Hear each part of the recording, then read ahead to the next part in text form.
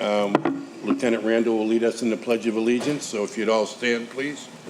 I pledge allegiance to the flag.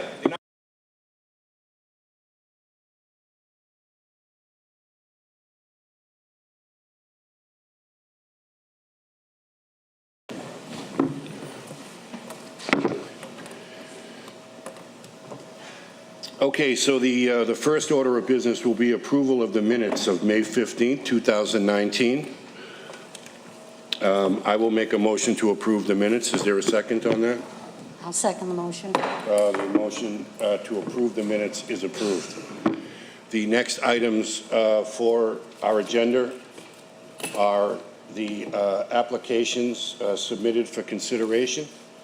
The first application we're going to take today is going to be item number 13, Big Bounce America, LLC, Fredericks Parks. Pamela Esposito is the manager. This is an application for a one-time Carnival Festival license.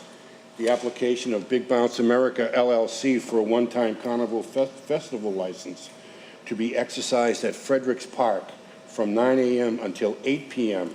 on the following dates: July 4th through the 7th, and July 12th through the 14th. The carnival consists of various amusements centered around a concept of inflatable bounce houses. Speaking on behalf of the license is... Can you turn on your microphone, please? Thank you. Sure. Michael Hinojosa, Director of Parks and Recreation, 37 Amelia Place. Mr. Hinojosa, can you tell us a little bit about what your plans are here and what this event is about? Sure. So, concept is pretty simple. We've done, as you've seen around the parks, we own our own inflatables in the city of Revere. And for our July 4th celebration, which we would bring in probably 10 or 12 inflatables, we decided just to go with big. And this company called Big Bounce America, they've been doing it now for 3 years. They're a traveling inflatable. So they'll bring in 5 inflatables that range in size from 120 feet by 120, and there's a couple that are 100 by 100, and then some that are a little bit smaller, like 50 by 50. So there should be 5 attractions, as they call them. Very good. Do any fellow commissioners have any questions? I think just where it's going to be on city property for the viewing audience. Yep. The insurance will be, They have their own insurance. they will insure this themselves. Yes. It has nothing to do with the city, where it is on city property. That's correct. It is on city property. They paid a rental fee to be on the property. Okay. Yeah. Do they give you any kind of a guesstimate of how many people this attracts? So during a 12-hour period, probably a max of about 1,000 people could come through in a 12-hour period. They have the numbers for July 5th already. July 4th, the numbers are down to a point where they've asked me maybe to cancel July 4th. We're still working out those details, but July 5th, right now, there are about 250 people. July 6th, there's 500 people already purchased tickets, and July 7th, there's about 800 people. Okay. And security, what kind of security? They provide their own security. I've been in contact with Chief Guido, and we're also going to put a police officer on detail for the 9 to 12 hours that are here. Okay. I have no other questions. Thank you. Any questions? Mike, this thing has not been approved by the state. Have they not been inspected by the state? What's the situation with their Yep, state? so they've been in touch with the state since May 1st. It just seems like whoever Pam Esposito was speaking to didn't tell part of the other department, but I was assured as of yesterday that everything is on board. The license will be no problem. Okay, because if we do grant the license, Yeah. there would be this, the possibility that the state could come in and say, this isn't really what we're looking for, Yep. and close you down. You Yep. understand that, right? I understand, yep. Fine. Is there anything else that we need to discuss on this? Yes, sir. Yes, Chief. Second. I have some serious concerns. Lieutenant Randall, we've tried to speak to the company. I don't believe he was able to do so. I was under the impression they were going to be here today, and Lieutenant Randall was going to go over some things with them. I'm glad to hear they might be canceling July 4th, because it'll probably be almost impossible to find officers to work the detail. And I have some questions. Is all the tickets pre-sale only? Can you show up at the event and buy tickets? These are all the questions that Lieutenant Randall was going to inquire from the company today. And I also want to know who's paying for the detail. And we'd probably want at least a deposit up front so they can't skip town after the fact. And I just have a lot of concerns. There's been a lot of advertisements, been on Facebook, social media. It was in the magazine, it's been in the newspapers. And we could end up with a lot of people here if we're going to have this event. And there's no only pre-sales. That needs to be known so we don't get flooded with a whole bunch of people that can't even go to the event. So I'm not against it, but I still think there's some unanswered questions. Okay. And I would have liked someone from the company, if they couldn't be here, they should have at least reached out to us so we could have asked our questions and got satisfactory answers. I would agree with you, Chief. Let's see if Mr. Hinojosa has any of those answers. I can answer a couple of those. So as far as the detail cost is concerned, the part of the rental agreement, we would be paying the detail cost? So the city would be paying for the detail? Yes. Yep. Okay. And how about the And pre-sale? the Are pre-sales. all the tickets pre-sold, or can you show up and go on? You cannot show up. They have to be online only. They're So online. if I go there on Yep. the 6th, and I have my, whatever the dollar, however the amount is. Yep. I can't buy a ticket. From and go what I in? understand, they're all online sales. Yep. I mean, from what you understand, doesn't sound like very solid footing. I mean, what are we talking about? It's online sales, yes. There's not a ticket booth there, there's not, because there's only a limited amount of space, so there's a capacity to the inflatables. So the large inflatable, the largest one they have, can only have 300 people on it at any one given time. So you can't just continue to accept people. So the max amount of people that are actually going through the event is only 500. That could be on any given inflatable. So you can only buy ticket sales in a 3-hour block or a 1-hour block. The 3-hour block will give you 1 hour on the main bounce house and 2 hours on the other 3. And then once you're done, you're out. Yeah. Okay. Mr. Hinojosa, usually when we do allow these events to come in, we've had carnivals and sometimes not something that we really want in the city. Yep. But it becomes beneficial to some degree in the city. Having this come into the city at the 4th of July and, Yep. very busy traffic, what benefit is it for the city? Well, for me, it's all about, what our city can provide. I'm trying to promote our city in a light. Big Bounce America is in 40 other states, and we were selected as one of the sites because we have the room, we have the space, but this is the only city that they are in Massachusetts. This is the only one. So Yeah. out of all the tickets they sell, there is nothing that comes back to the city? The rental fee, yes. Yep. Just the We've rent? pre-charged them the rental fee, and they have to hope that they make that kind of money to make up for it. Okay, so there is something coming into our city, is All right. what I'm getting to. Yep. So the rental, The deposit is already down. We've already gotten half of the money, and the other half is already in the mail, so. and the monies that you collect will go into what fund? The Parks and Recreation revolving account. It would be in the Parks and Recreation? Okay, thank you. You're welcome. Chief, have any of these questions been addressed to your satisfaction? Yes, I guess I would ask that the commission not approve July 4th. I'm sorry? I would ask that the commission, based on, since there's no sales, that we don't have it on 4th of July. And I Okay, guess the so- other dates we can work with. So from your perspective, you could work with the 5th, 6th, 7th? Yes. But not the 4th? Yes, I think if they don't have a lot of sales, why don't we just eliminate the 4th? What do you think about that, Mike? I'm okay. Yep. Okay? Yep. Well, I know there's been a lot of advertising out there for the 4th. Well, I guess we could approve the 4th, and then if they find it not necessary, I'd like them to cancel it. But we need to know sooner than later. Right. And I don't think it's right, this is just my opinion, that the Parks and Recreation's now going to pay for the police details out of the money that was supposed to be for the community. They should pay for the police details. From what I can see, this would be generating a lot of revenue, and they should at least split any police costs with the city. The city shouldn't absorb the whole cost.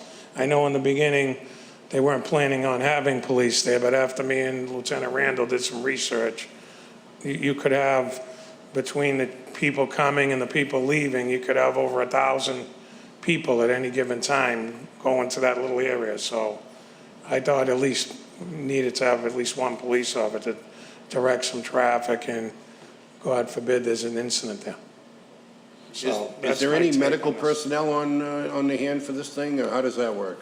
Yeah, they bring their own people there, but, you know, just like anything else, they would call 911 if they have a problem. Yeah. Okay. I'd like to hear from Lieutenant Randall as to what his conversation was with them. No, I haven't had conversations with anyone from the company. They haven't been No, in we were touch? expecting them to be here tonight.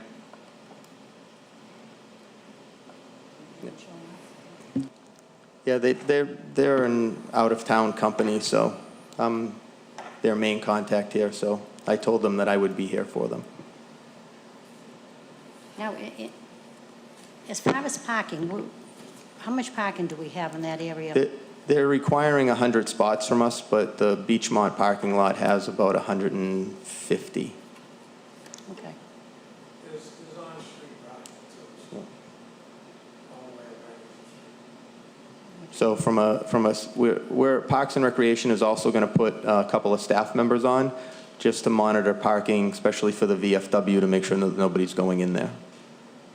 I would just like to see this event turn into another wonderful event for the city. Yeah. So I guess that's why all the questioning. Yeah. For what's been going on in the city, so far it's been wonderful. But when you start talking 1,000 people, and Yep. of course, the pre-sales, I think is probably a better thing than them showing up paying. So you're going to have a guesstimate of how many are coming that day. We do 1,000 people every year for our 4th of July event. So if you are at Susan B. Anthony and you've been down there for a 4th of July, that's what 1,000 people looks like. So we've never really had any issues, so. Okay, I have no other questions. I guess the question I have, going back to July 4th, Police Chief Guido, quick question for you. So if you had your druthers, would you rather not have another 4th based on having to get detail? I'm okay with approving. I actually had this conversation with Lieutenant Randall and said I didn't think a lot of people would show up on that day. So maybe it'll be a good thing to see how the first day goes with not a lot of people, so we can work out the bugs the more I think about it. Okay. I don't want to throw a wrench on something that might be good, so Well, that's the only concern I have, Chief, is that it's already been advertised. I've read it in right. So several let's different move areas. forward. It would probably be embarrassing to Right, it'd be let very people hard. show up and then it's not there, so. Yeah, and We'll what learn is- from this, and in the future, hopefully, we can pre-plan before we even Yeah, that come would be before the helpful. board. Right. And I think the lesser crowd, as you said, on the 4th, may help us determine Right, what to decide what we expect. need to do, if we need extra officers on the other dates. Okay. So All right, I Chief. thank the License Commission for their I'm indulgence. on their website right now, and it says that tickets are cheapest when purchased in advance and will cost more if purchased on the event day from the box office. So they're advertising that they have a box office that day. According to Scott, I didn't think that they had on-site sales. But they can only. Chief, does that change your review of this thing, that they can buy Again, they can tickets still only showing up? have 500 people on the attraction, so, yeah. Right, so if it's sold out and people come, they'd have to either buy a ticket and come back later, so I guess we'll go with it and see how it works out. We'll handle it. And, Mr. Chairman, I have to leave, but I would just like to be in favor of the one-day licenses for the festival, the sandcastle, and the vendors for the food, for the... Have you worked out the security for the and you're trucks. comfortable with those Yeah, and arrangements? I just want to say for the festival, I don't think we need to fence in the area. We'll have plenty of police there. And we'll just make sure people stay in the Legion area with their drinks. And I just wanted to come up here and address that with the commission also. Okay. Okay, thank you. Chief. Okay, so, Mr. Hinojosa, here's what we'll do. I'm gonna make a motion to approve this application for a one-time carnival festival license. So I'm gonna make a motion to approve it as it is, so from the 4th through the 7th, and then again from the 12th through the 14th. Well, I would like to see that contingent on all proper authorities signing off on it.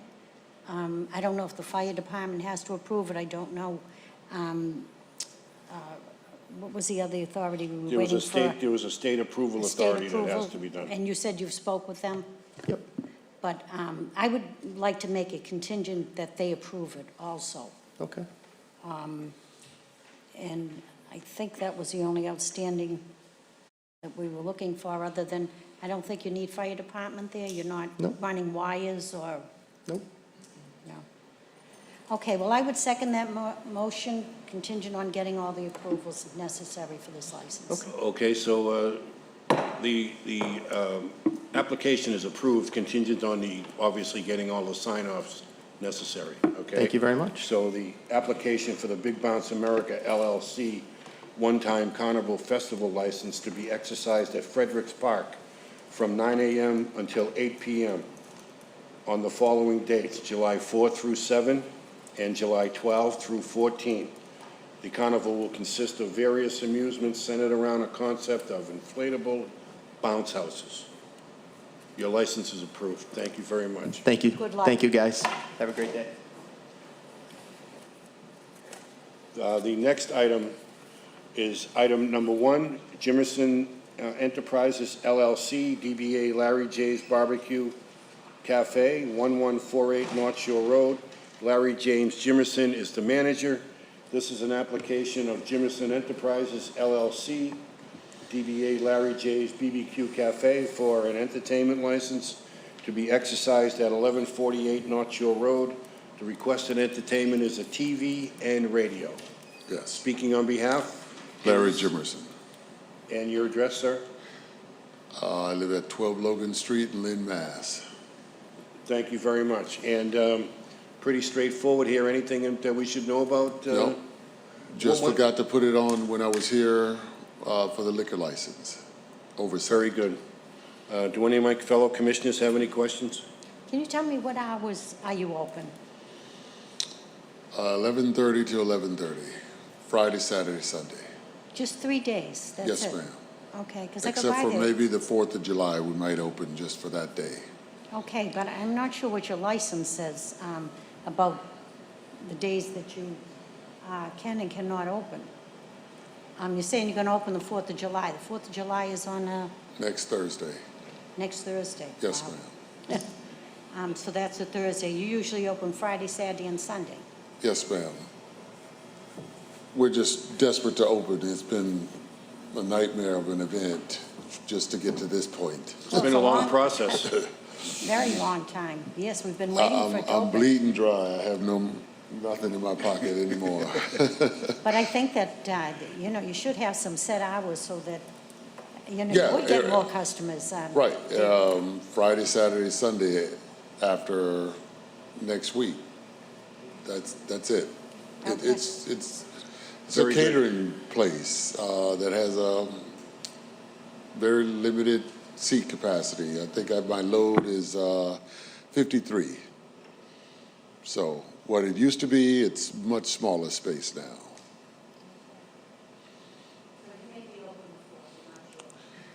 I'm desperately trying to shoot for opening for the 4th of July because I need to make some money, and then Friday, Saturday, Sunday, period. You and me both. Do you have any questions? Yeah, just, I don't know if it's just a miss, yeah, they didn't check off radio on the app. Is it not a big deal, right? Okay. Hey, I'm just in case. I have no questions. I'm looking forward to stopping in for some nice barbecue. Come on down. All right.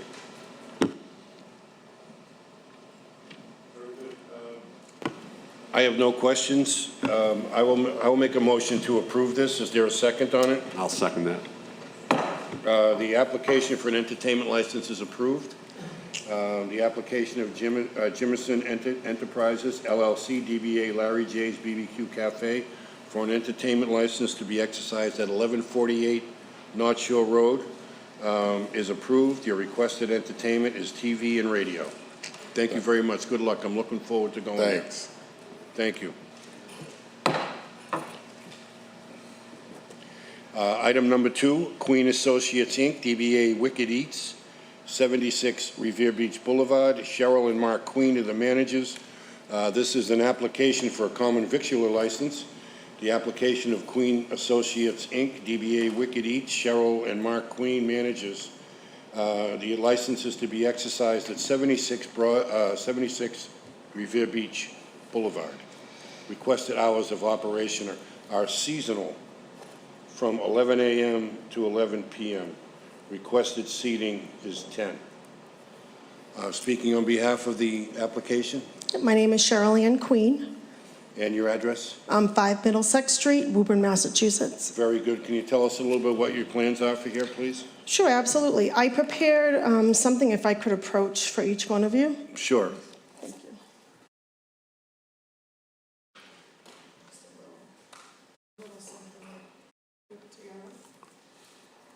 Thank you. Thank you very much. There you go. Quickly tell you a little bit about it.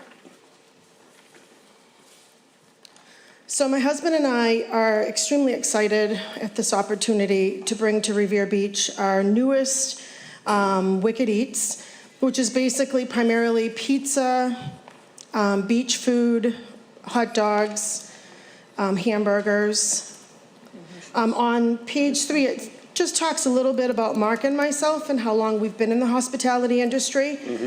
We own the Twist and Shake, which is just a couple doors down. We've been there for about 17 years. This is just a little blurb about just what we have given to the hospitality industry and what we would continue to give through Wicked Eats. On page 4, there's a little bit about philanthropy. We collectively have donated over $85,000 to local teams, sports throughout Winthrop and Revere since we've been in business.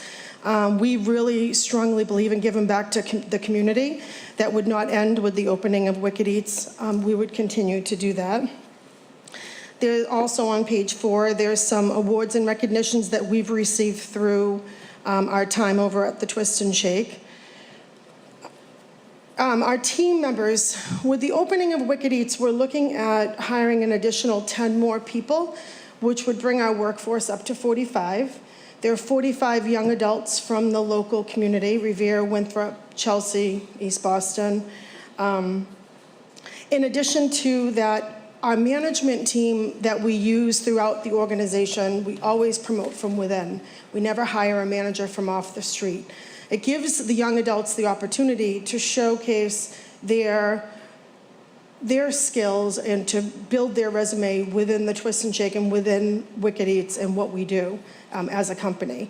We've been very successful doing that for 17 years, so we would continue to do so. Every single one of our management team, there's more than half of our employees are ServSafe certified. We believe in making sure that our food and whatever we serve the public is safe for consumption, of course. And if you do need all those certificates, I can easily get those to you, or they can be furnished at the Board of Health because they have all of them. On page 5 is just the design and layout that was given along with our application.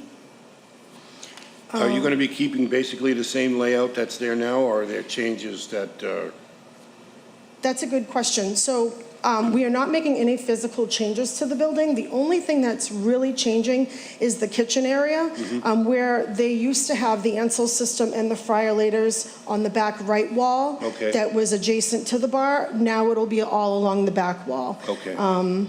It's coming along nicely. So I know our Ansel system is being installed on July 9th.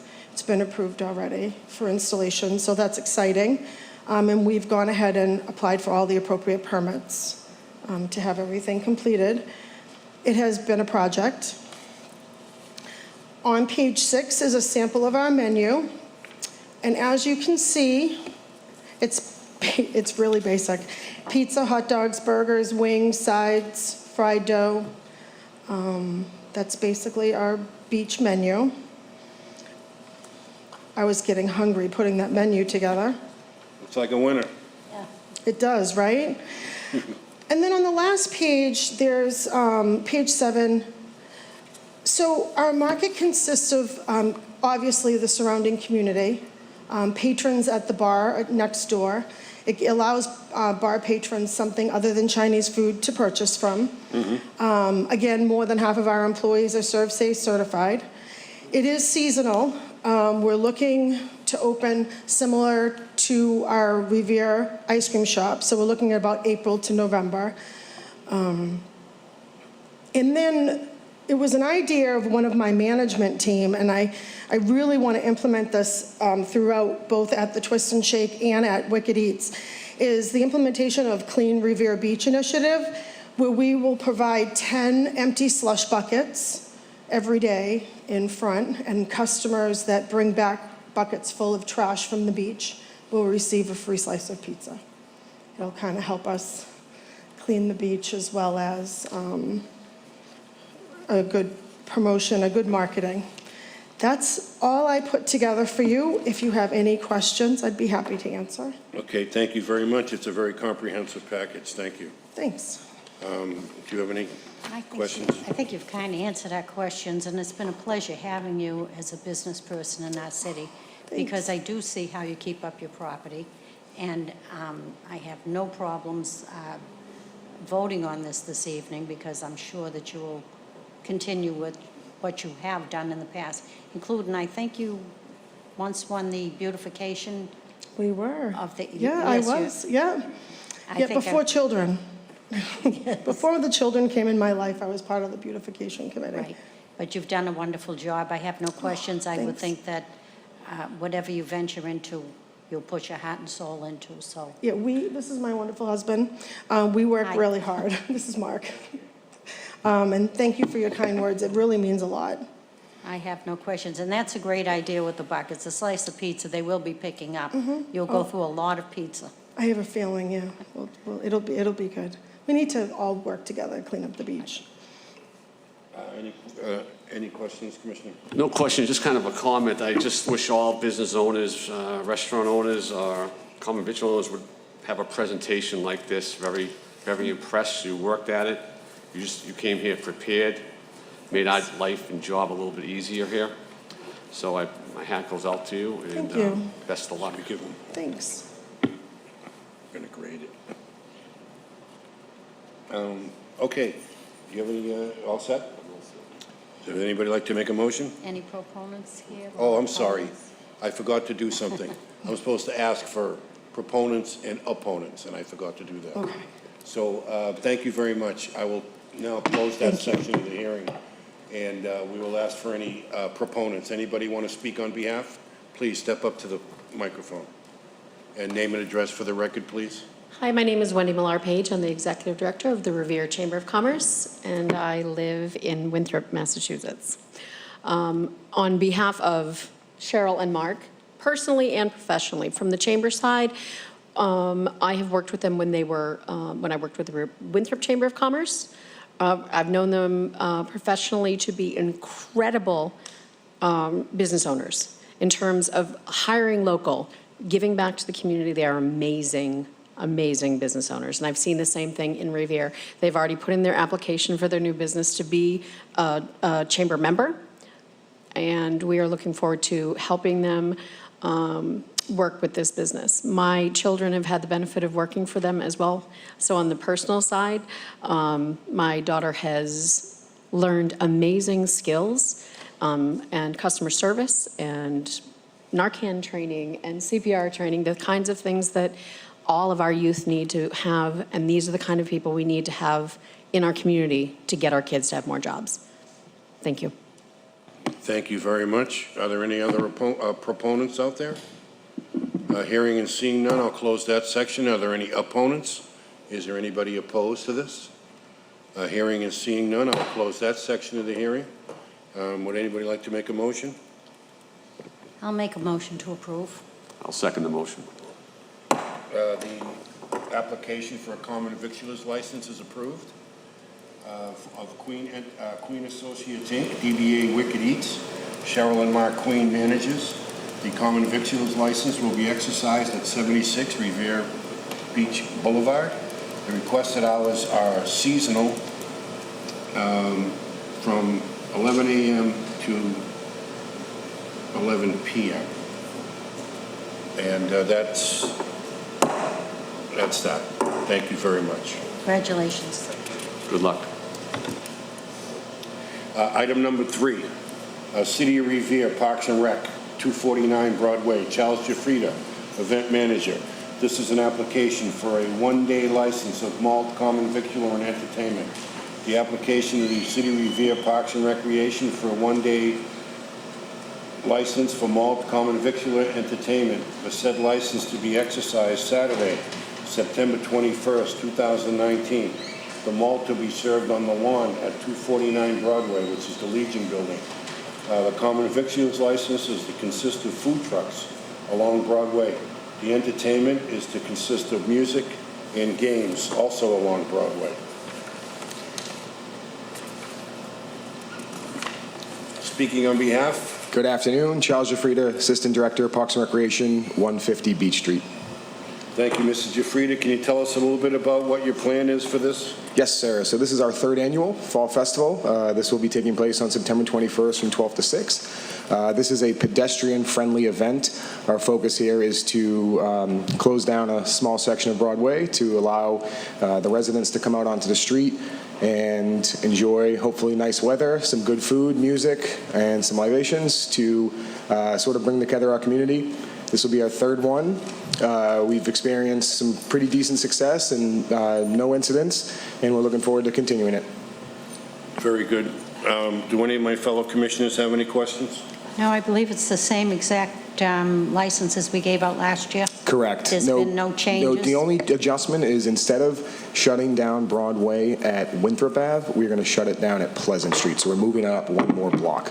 Well, that would be something to do with the police department. Correct. But other than that, the footprint, the details, and everything is the same as last year. So you've made the police department aware of. Yes, we've had 2 meetings with them already, and then we'll have another follow-up meeting in August, about a week or 2 before the event. Well, it's great. It's a great event. I enjoyed it. Thank you. Any other questions, Commissioner LaCroix? No, I was at this event last couple of years. Well-run, good place just to get together, see people you don't see that often. I don't see any issues with it. Very good. Okay, well, I mean, we've addressed all these issues in the past, the idea of, you know, the alcohol service and keeping everybody on the lawn and all of that stuff. So it seems that it's been pretty good the last couple of Yes. years. It's been a great event. You guys are doing a really great job with it. And I know the people in the city really like it. So I'm happy to see it come back. I'm glad to see you guys really doing good work over there. I Thank you. truly appreciate the kind words. Thank you. Proponents? Yes, okay. So right now, we're going to ask for any proponents. Is there anybody else that would like to speak on behalf of this? Hello, Dimple Rana. I'm the Director of Healthy Community Initiatives, 281 Broadway. I am a proponent of this event as my department, Healthy Community Initiatives and Revere Recreation, have teamed up this summer to work on the Summer Night Series and to have it culminate with the Fall Festival and just really have some really great outdoor events this summer and early fall. So I am in full support of the Fall Festival and will also be participating with any of the contributions for the event. Thank you. Thank you very much. Are there any other proponents? Anybody else want to speak on behalf of this? Hearing and seeing none, I'll close that section. Are there any opponents? Is there anybody opposed? Hearing and seeing none, I'll close that section. I'll make a motion to approve the one-day special license at the Legion building, in front of the Legion building. Very good, I'll second that. The application for a one-day special license for malt, common victular, and entertainment is approved. The application of the City of Revere Parks and Recreation for the one-day license to be exercised on Saturday, September 21st, 2019. The malt is to be served as prescribed on the lawn at 249 Broadway. The common victulars are to consist of food trucks, also on Broadway, and the entertainment is to consist of music and games, also on Broadway. That license is approved. Thank you very much.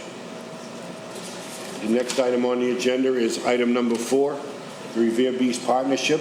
Revere Beach, Chris Puya is the event manager.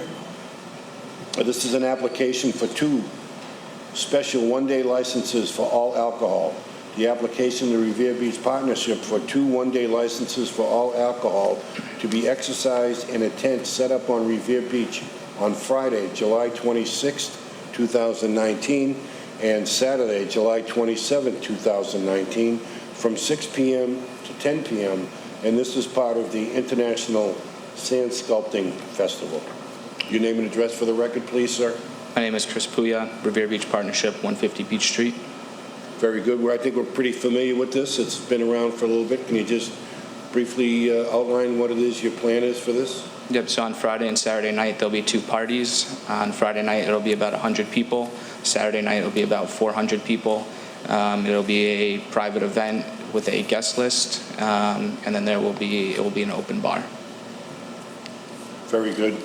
Do any of my fellow commissioners have any questions? Actually, no, there's been no changes. No changes? Other than, I guess, the chief said it won't be roped off this year. Okay. But no, there's been no changes. Great event. Looking forward to it. Good luck. Yeah, I guess I've been to many of them. If there's no significant changes, I don't really have any questions because, again, the area is pretty controlled, and most of the concern is outside the tent area. So that's where kind of that's where the state police come into play more than us local guys. But I don't have anything to add here. I just have one question about the dispensing of the alcohol. How is that going to be dispensed? I don't see any reference to, is this FMP Productions? Is that the company that's going to be dispensing the alcohol? Yes, I work on behalf of FMP Productions. So you actually work for FMP? Yes. Are your people, are they tip certified? Can you tell me a little bit about the background of the people that'll be serving the alcohol? Yep, so my staff, my company, we have, there's 8 of us full-time. We help run the Revere Beach Partnership. We plan their events, and we're the ones who do the bartending at the event. There are at least one person is tip certified, and I believe there are more than that.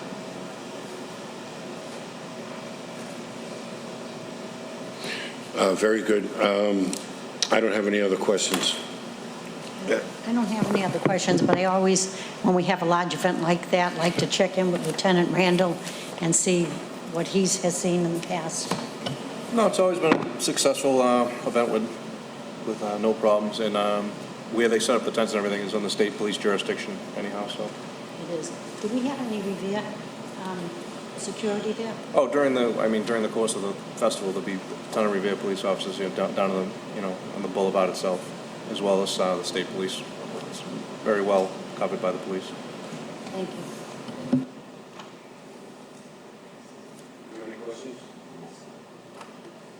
Very good. So I'll make a motion to approve this. Is there a second?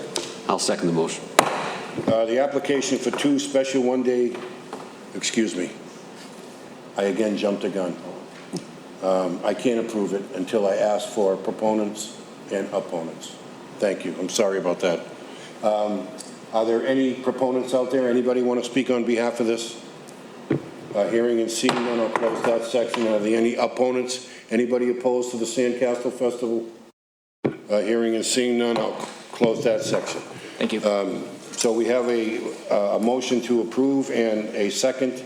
The application is approved for the Revere Beach Partnership for 2 one-day licenses for all alcohol. The said license to be exercised in a tent set up on Revere Beach on Friday, July 26, 2019, and Saturday, July 27, 2019, from 6 p.m. until 10 p.m. as part of the International Sand Sculpting Festival. Thank you very much. Item number 5, the City of Revere Summer Night Series, at various locations. Dimple Rana is the manager. This is an application for 3 one-day common victular and entertainment licenses. The application of Revere Summer Night Series for 3 one-day licenses for common victular and entertainment to be exercised at the following dates and locations.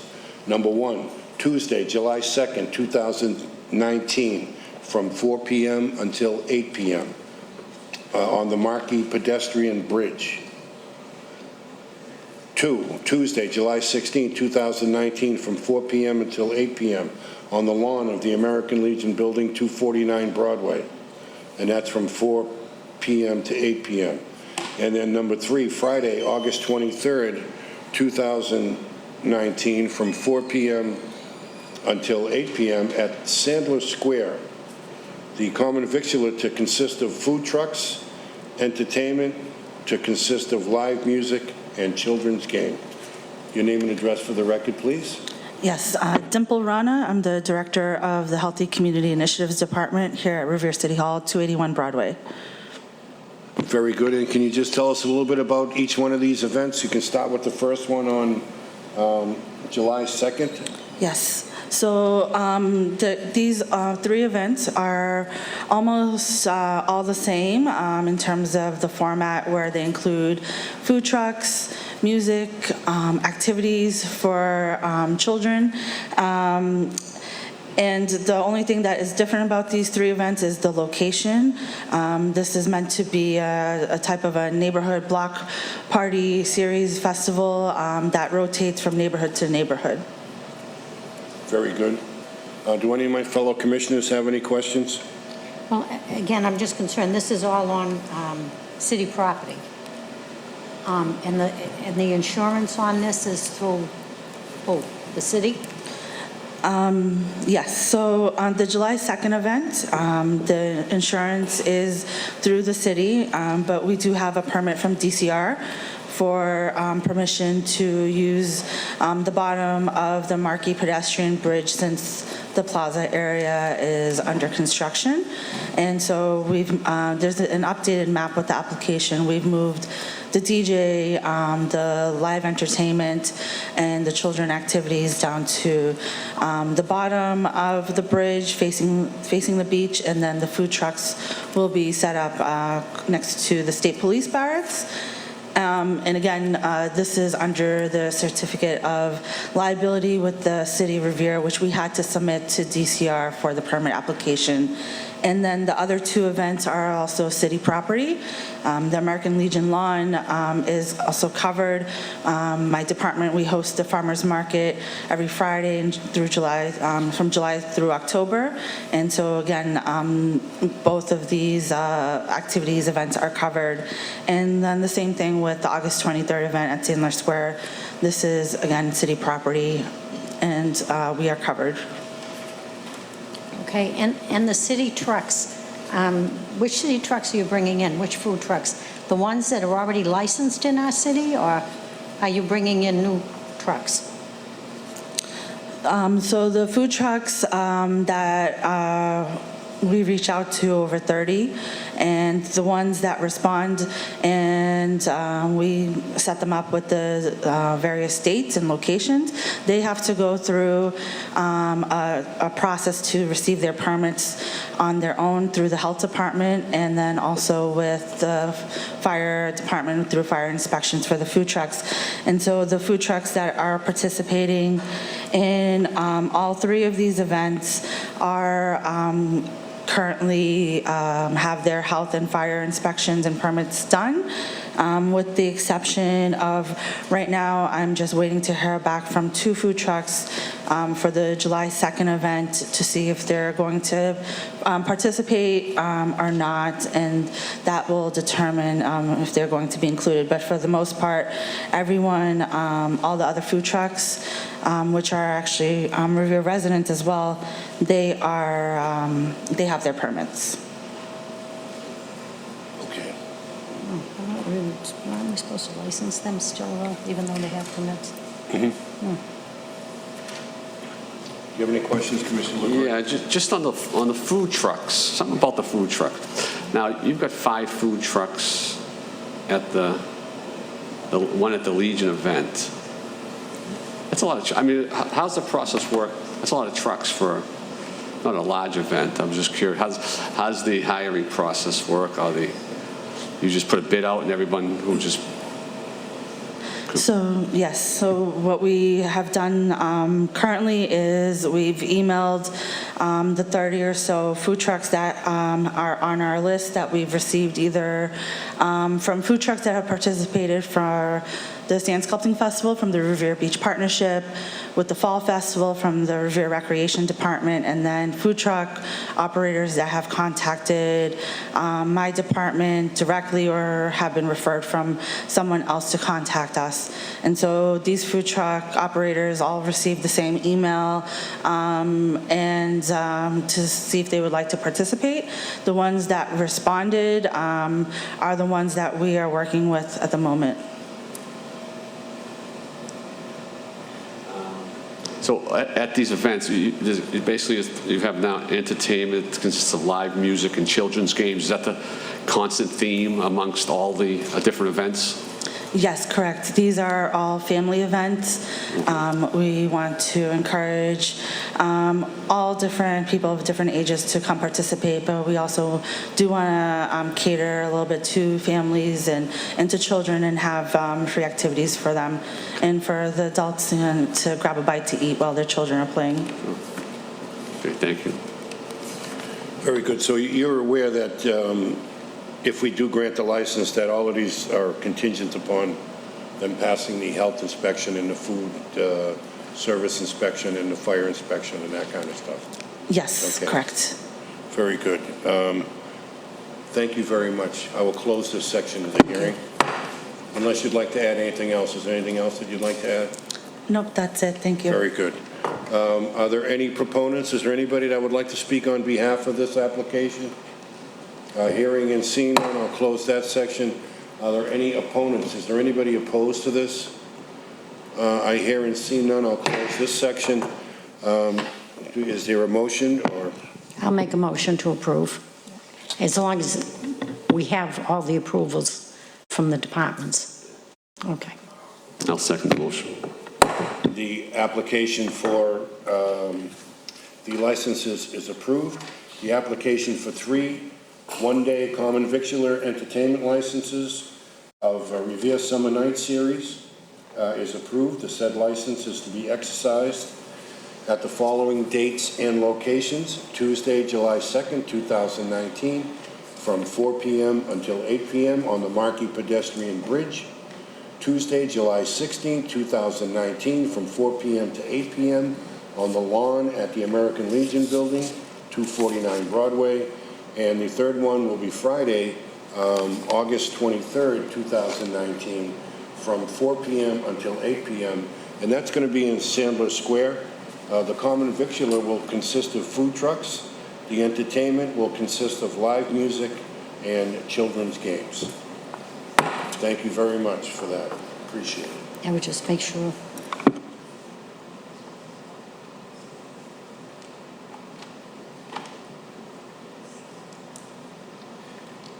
Item number 6, Casablanca House of Pastry, Inc., 151 VFW Parkway, Suite 60. Bill Imar is the president. This is an application for change of location for common victuals. The application of Casablanca House of Pastry for change of location from 60 Shirley Avenue to 151 VFW Parkway, Suite 60. The requested seating is 50. And the requested hours are 6 a.m. until 10 p.m. Are you speaking on behalf of the business, sir? Yeah, it's Nabil Ammar. Nabil Ammar, Casablanca, the House of Pastry President, 250 Broadway, Revere. Very good. Can you tell us a little bit about what your plans are for this? We just want to move from 60 Shirley Avenue. We've been there for 7 years. We're going to move to 151 VFW Parkway, Suite 60. And we're going to keep bakery, pastry, same menu. Just we have the big location. It's going to be 50 seats. Yep. Yeah. So just we're going to move from 60 Shirley Avenue to 151 VFPW Parkway, Suite 60. So we're going to keep the same thing, just location is big, so it's going to be 50 seats. Now, the place you're moving into, is that an existing restaurant or? No, we start everything from scratch. We get our occupancy now, so everything is approved from everybody. Do any of my fellow commissioners have any I have a questions? question about taxes, unpaid taxes. Yeah, I did. It's already done. Did you get a receipt? I don't have it with me, but I have it, yeah. I did it 2 weeks ago, yeah. Okay. I'm going to listen to my secretary that you went and paid them. Yep. You did, okay. Why are you moving out of your current location? Well, that was... Why are you moving out of your current location? Yeah, we're moving from there because it was a small location. We've been there for 7 years, so we're feeling we need some moving to big space. That's right, yeah. Oh, so this is... It's parking too. Surely there is no parking. Yeah, it's going in over next to with a Marshalls and So you're going in Wonderland Marketplace is where you're going? Yeah. But yeah, Oh, okay. plus to post office and big lot. Very between nice area. Yeah, it's a lot of parking there, so. Yeah, that's going to be a lot bigger than what you have. Yeah, it's so much bigger. Now it's 3,800 square feet, almost 4,000 square feet. I have no questions. It's a very good business. what was the status of the Paid. paid? Very good. Okay, thank you very much, sir. Thank you. I'll close this section. Excuse me. Are there any proponents? Is there anybody else that would like to speak on behalf of this license? Name and address for the record, please. Yes, Dimple Rana, Director of Healthy Community Initiatives, City Hall, 281 Broadway. I'm a proponent of this business, Casablanca Pastries. My department, when we've had events down in Shirley Ave, also with our community partner, the neighborhood developers, Casablanca has been a great asset to supporting our community events. Also, we're excited that they're going to move into a larger space. They serve some really delicious food, especially their pastries that people come from all around to eat. So I'm a proponent of having them open into this larger space. Thank you. Thank you very much. Are there any other proponents? Anybody that would like to speak on behalf of this license application? Hearing and seeing none, I'll close that section. Are there any opponents? Is there anybody opposed to this? I don't see or hear any. We'll close that section. Is there a motion that we can act on? I'll make a motion to approve. I'll second the motion. The application for a change of common victuals license is approved. The application for Casablanca House of Pastry, Inc. for a change of location from 60 Shirley Avenue to 151 VFW Parkway, Suite 60. The requested seating of 50 is approved. The requested hours of operation from 6 a.m. until 10 p.m. is approved. Thank you very much, sir. Thank you very much. Item number 7, Uno's Restaurant LLC, DBA Uno Chicago Grill, 210 Squire Road. Peter W. Major is the manager. This is an application for a change of offices. The application of Uno Restaurant LLC, DBA Uno Chicago Grill, for a change of offices for an all-alcohol restaurant license exercised at 210 Squire Road. There is no associated changes in stock or ownership. Can you tell me a little bit about what this is about, sir? Yes, we've changed our CEO and president and also our CFO and treasurer. So, Very good. Do any of my fellow commissioners have any questions? I actually don't have any questions. It's a great business, one of the businesses in the city, again, that I'm proud to have here. And if everything is the same, there's no changes at all, just yes, that's it, no changes. no changes. I don't have any questions. Have no questions. Very good. Thank you very much, sir. Appreciate it. Thank you. I'll close this section of the hearing. Are there any proponents? Anybody that would like to speak on behalf of this? Hearing and seeing none, I'll close that section. Any opponents? Anybody opposed to this? Hearing and seeing none, I'll close that section. I'll make a motion to approve. I'll second the motion. The application for a change of offices is approved.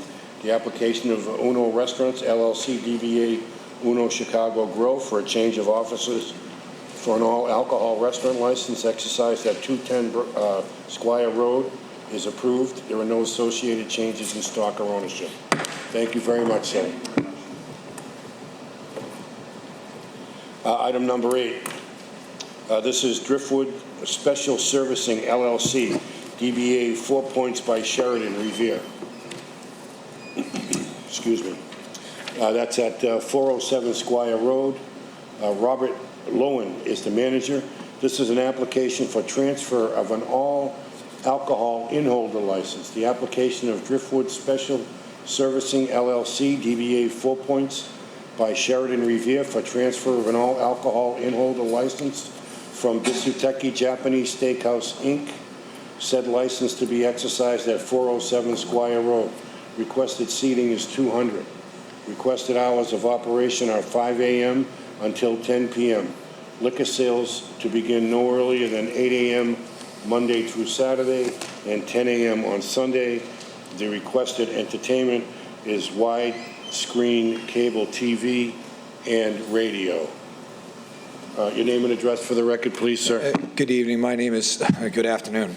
My name is Joe Devlin. I'm an attorney from the Devlin Law Offices at 171 High Street in Newburyport, Massachusetts. I also have a Boston office. With me is Rob Lowen, who is, as you said, the general manager at the Sheraton 4 Points, Logan Revere, and also the proposed manager of record. Would it pleases the chair, I could summarize the application before you. The applicant is related to the property owner. It's their operations arm. The property owner took over this property in around March of 2016. They have a part of their firm does receivership. So this was probably either a property that was in receivership or about to go into receivership. But they also have a part of their business that buys properties that have good value and outlook and things that they can do. So, and that's the case with this one. Then they operate them as an operating investment. They inherited the operator of the restaurant, who also did their food and beverage service to the rest of the hotel. There's a lease. They've had to take on a lot of the responsibilities of the operator in the lease, and they've had some friction with them, and they've reached a point where they've decided to part ways and take over the operations of the restaurant themselves. This is the first step in a multi-step development. They're going to change the concept. After they get this and get this transferred, they'll run it as is for a while, but they are finalizing plans and costs to change the concept to something that they call Pub 1861, which is sort of like a European gastro pub, a little more upscale and a little more, give the feel of like an English or an Irish pub. Mr. Lowen is going to be tip certified. They will be hiring a food and beverage director to run it formally, and they're not sure of the tip certification of the employees because they're not their employees right now, but they will make sure that everybody's tip certified in between now and taking over the operations.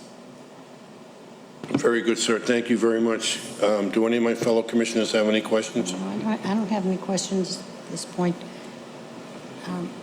So right now, the Bisateki is not in operation there? It is. Oh, And it is. they intend to continue to operate as is until they'll have to come back to you for an alteration, approval of the alteration of licensed premises, plus get their permits inspections from the rest of the city department. So they'll probably be back to you in about 3 to 4 months with the final plans and the final costs. And then after they get that approval, construction and renovation will start. When that happens, then they'll stop operating the Bisuteki. Gotcha. Okay. Is the gentleman from Bisuteki here? Still in?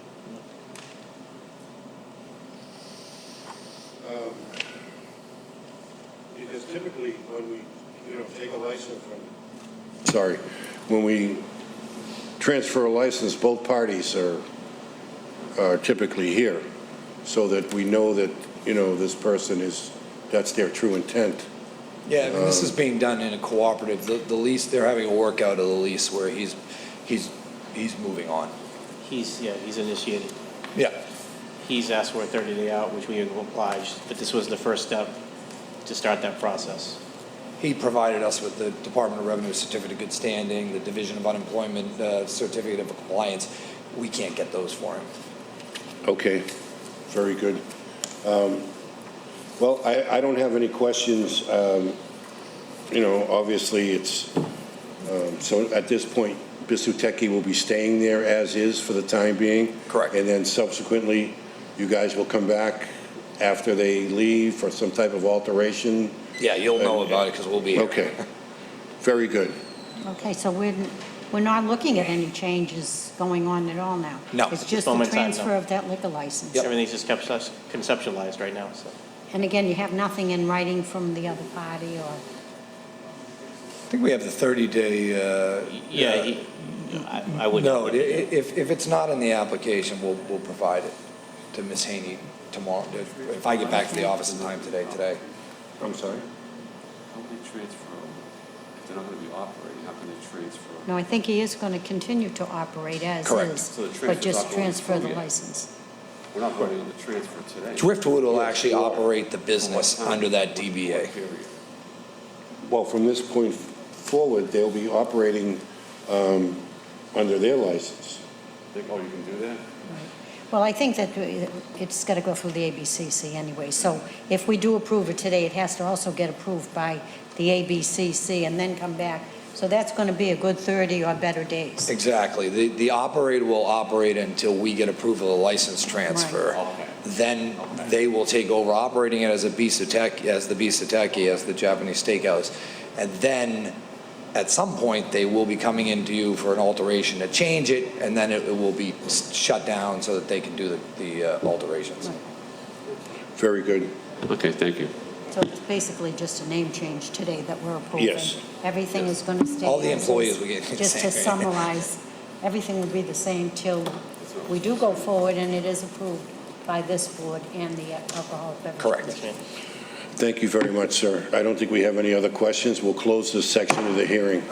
Are there any proponents? Anybody like to speak on behalf of this? Hearing and seeing none, I'll close that section. Are there any opponents? Anybody opposed? Hearing and seeing none, I'll close that section. Would you like to make a motion? I'll make a motion to approve. I'll second the motion. The application for transfer of an all-alcohol in-holder license is approved. The application of Driftwood Special Servicing LLC, DBA 4 Points by Sheridan Revere, for a transfer of an all-alcohol in-holder license from Bisuteki Japanese Steakhouse, Inc. The said license to be exercised at 407 Squire Road, Revere. The requested seating is 200. The requested hours of operation are 5 a.m. until 10 p.m., with liquor sales to begin no earlier than 8 a.m. Monday through Saturday and 10 a.m. Sunday. The requested entertainment is a widescreen cable TV and radio. That license is approved. Thank you very much. Thank you very much. Thank you. Item number 9, this will be a Colwyn Management, Inc., DBA Staybridge Suites, Holiday Inn Express Revere, 245 Revere Beach Parkway. Lucian Cavalcanti is the manager. The application for the all-alcohol in-holder license of Colwell Management, Inc., DBA Staybridge Suites, Holiday Inn Express Revere, for an all-alcohol in-holder license to be exercised at 245 Revere Beach Parkway with 152 rooms. Requested hours and seating for common victuals license to be 216 seats, and it'll be open from 6 a.m. until 1 a.m. The requested entertainment to be a widescreen TV, radio, DJ, vocal, and instrumental music. Thank you very much, sir. Name and address for the record, please. Good afternoon, Mr. Chairman, members of the Commission. My name is Stephen Miller with McDermott, Quilty & Miller, 28 State Street in Boston. I have with me Luciana Cavalcanti, who's the proposed manager of record. Also, if you have any further questions, we have Christine Thomas, who's the director of the company with us, and also Chris Moulton, who's the regional operations director. We're seeking your approval for a in-holder, all-alcoholic in-holder license to be exercised at 245 Revere Parkway, along with the CV license and entertainment license. By way of background, Colwyn Management currently operates 18 hotels with fully licensed in the state, and also operates in other states. I think as of the end of August, they will be operating fully licensed for 20, exclusive of the Revere Hotel. They have a significant background. They have a great reputation. They're in numerous communities around the state, Worcester, Foxborough, Chelsea, Boston, and have operated these hotels for a long time without any incident. They have significant management staff. The manager of record, proposed manager of record, Luciane Cavalcanti, she's TIP certified. She's been the manager of record and general manager at the Homewood Suites in Chelsea. She'll be on these premises full-time. She's also been the general manager of the Holiday Inn in Chelsea, and been in Medford, Tewksbury, Amesbury, as part of her training and career as general manager in all those hotels. The request, they'll operate a restaurant at this site, and they have engaged, this has been a long process to go through the community process and the approval for this hotel. One of the things that had been asked for by members of the community is to have a restaurant at this site. And they will be operating dinner service. They will have breakfast and dinner service. They won't operate for lunch. The request for entertainment, there's no specific planned entertainment, like an ongoing basis, as if a piano bar or entertainment every Friday night or whatever.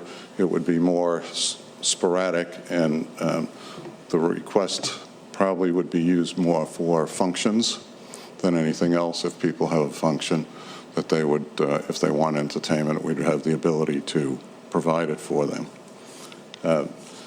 There is 176 seats inside and a patio of 40 seats.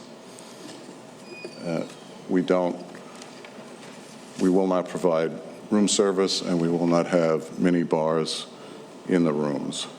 As I said, Lucianne has significant experience in the business. She's tip certified, and I think gives you a general idea, and we're happy to answer any of your questions.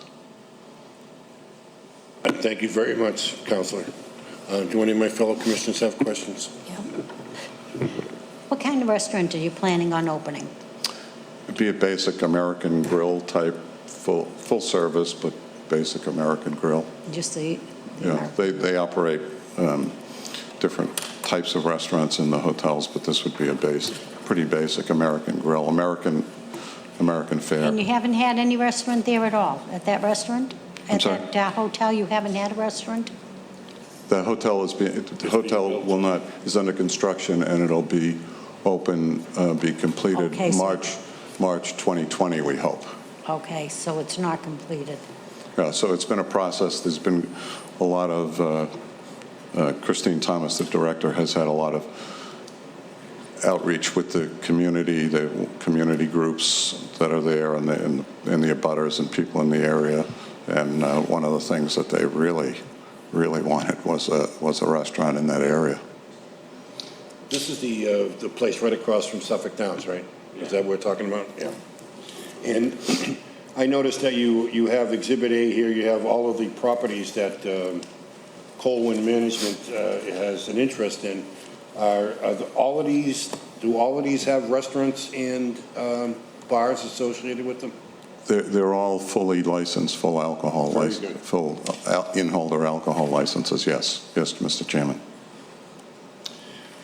Does anybody else have any questions? Do you have any questions, Commissioner?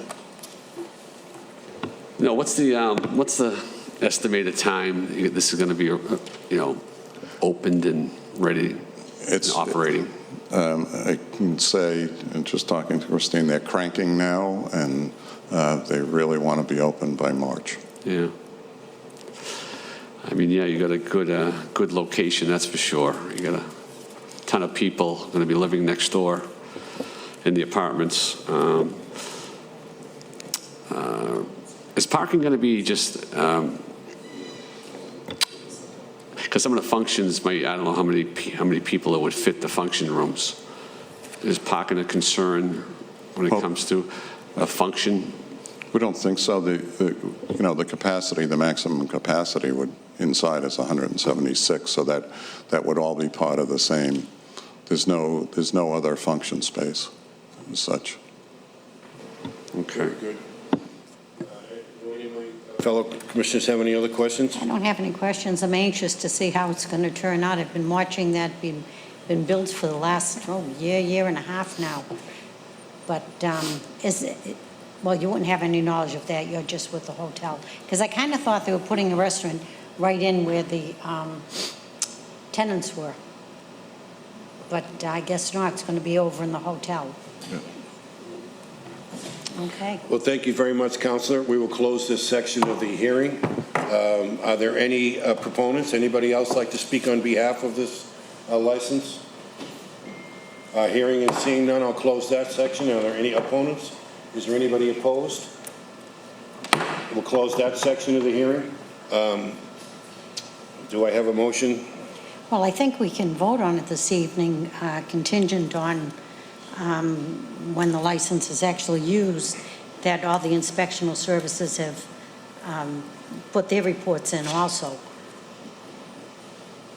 We would obviously need all the appropriate building department, health department, all those Right. to pick up the license. So you can vote on a premises yet to be constructed. If we were for any reason to change the floor plan prior to opening, we would then have to come before you to get that approved. Right. But we don't plan on that. Because we don't have an occupancy or anything right now that we Correct. could even, put numbers on it. Right. So I would, is there a motion Just on one the floor? question. So on the entertainment's not intended to be like a weekend nightclub, right? You're talking mostly No. functions? No, they don't. Because there are have some residents behind there? They don't do any of that. There's no Okay, plan. nothing like that. There's no planned weekly entertainment, it would be, there might be an event or they might have a piano player occasionally, but there is nothing planned for any sort of, Commissioner, there's been a lot of discussions with the community groups in that area. Sure. So, and they don't operate none of their hotels have that. Okay, then I'll make a motion, if I'm time to make a motion to approve this, contingent upon all inspectional services are approved and everything else is moving forward. Whatever else you want to add, Commissioner? No, I'll second the motion. Okay, thank you. The application is approved for an all-alcohol in-holder license of Colwyn Management, Inc., DBA Staybridge Suites, Holiday Inn Express Revere for an all-alcohol in-holder license to be exercised at 245 Revere Beach Parkway with 152 rooms. Requested hours and seating for the common victualers license to be 216 seats from 6 a.m. to 1 a.m. The requested entertainment is to be a widescreen cable TV, radio, DJ, vocal, and instrumental music. Thank you very much, sir. The motion is- Thank you very much. You're welcome. The next item is item number 10, Nitra Inc., DBA Dairy Mart, 160 Squire Road. Vimuben Grishyam Patel is the manager. I'm sorry if I mispronounced that name. The application of a transfer for an all-alcohol package store license and the pledge of the license. The application of Netra Inc., DBA Dairy Mart, for a transfer of an all-alcohol package store license from Dairy Mart Liquor Inc. and for a pledge of the license. Said license to be exercised at 160 Squire Road. Your name and address for the record, please. Yes, thank you, Chairman. My name is Attorney Rachel Judkins, and I represent today the proposed owners of this property, which is Netra Inc. And Veer Realty Trust, which you can see from the application. Here with me today, I didn't ask them to stand because we brought everybody. We have the new owners of this company, Mr. Shalin Patel and also Sunny Patel, and also the proposed manager. We do also have here today, we have Sarah Grossman, which is the broker for the property, and also the current owner, Mr. Kevin Lang of the Dairy Mart Liquors Inc. and his counsel. Thank you very much. Can you tell me a little bit about what the plans are for this establishment going forward? Of course. So this is going to be a complete sale of the Dairy Mart establishment that currently exists. So both the Patels have entered into a P&S with Mr. Lang in order to purchase both the real property and the business. The entities will be split. The real property will be owned by a realty trust. The Dairy Mart will then be owned by a company that we have incorporated called Netra Inc., which the sole owners are the Patels. They intend on taking over the store as is. They don't plan on making any changes to the floor plan. They hope to continue offering purchases of beer, wine, cigarettes, liquor, and convenience items, and also lottery. They don't intend on requesting any change to the hours, which I believe currently are 6 a.m. in the morning until 11 p.m., but for liquor sales, of course, they wouldn't be starting until 8 a.m. At this point in time, they're just seeking the approval of their transfer of that license. And just a little bit about them. Sunny Patel owns 2 convenience stores in New Hampshire with liquor licenses without any instances to be referred to. And Mr. Shalin Patel is getting into this business for the first time. They do intend on the very beginning of the process, transferring the property over to them, that they will be on premises with the manager, but the manager herself is extremely experienced. She and her husband have owned numerous convenience stores selling beer, alcohol, in this state. They currently own and operate Robinson News just down the road, and she will be the manager on site for after the Patels decide to not be in the business of working at the liquor store. So at this time, we're also seeking a pledge of the license. The loan that we're going to be getting for this property is from Customers Bank, and they are seeking a pledge of that license for the term of the loan. Very good. Thank you, Councilor. Do any of my fellow commissioners have any questions? Well, I'm just curious. Seems to be a little confusion about what this license is. When this license was granted, it was a Dairy Mart, which is the name of the business, Dairy Mart. And we allowed them, we transferred a license from another location, and we put it there. I was on the board at the time. And they would have put 40% alcohol 60% food. It seems as though they've changed it to 85% alcohol, 15% dairy products. And I guess from what I understand, people have taken that personal, that's been brought to their attention. It was brought to their attention because if you make it a package store, you can no longer have Keno, and it is not allowed to have seating and chairs. Correct. Okay? That's from the Alcoholic Beverage Control Commission, not from any one particular person on this board. And I'd like to make that clear. We want to know going forward what their plans are, because they cannot have table and chairs. I've had people complain to me that I had chairs taken out and they have to stand to play Keno. Well, they're running a package store. They're not running a convenience store. You cannot have it. The table actually should have been taken out.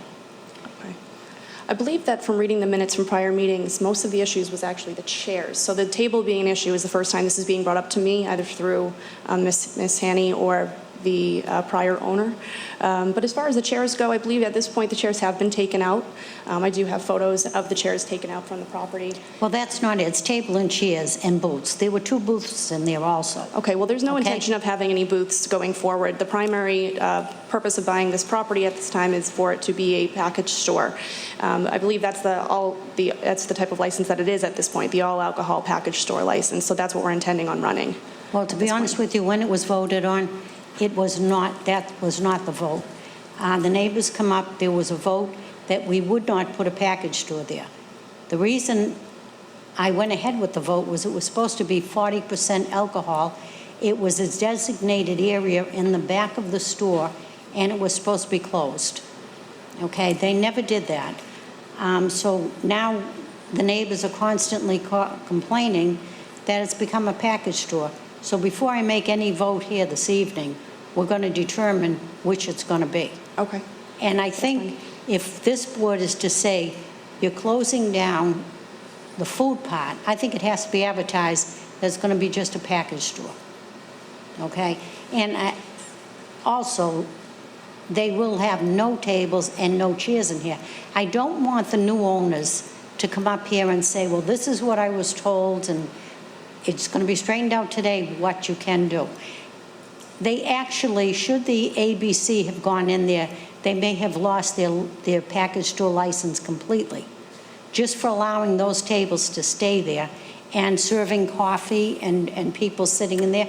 I understand people want to do that, but you've got to make up your mind. You're either going to get rid of that Keno and clean it out, and it's going to be a package store, if this board approves a package store, or you're going to make it a variety store, 60% food and 40% alcohol. And that's what the original vote was, and I was on the board at the time. And that was the only reason we transferred that license, which originally was on Broadway. Okay. And we transferred it there, stating that the neighbors went along with 40%, but they could buy milk and bread. It's a dairy mart. Okay. You can't find any dairy in there. All right, so your concern, or if we moved forward with the license of 60% alcohol, 40% liquor, which is what, 60% alcohol, 40% convenience, that's what you had originally approved? No, I believe. Or vice versa? I believe it's the supposed to be 60%, 40% alcohol. You can't have anything. You can't go on Blanchard's and put up Keno and tables and chairs and sit there and drink coffee and play Keno and drink.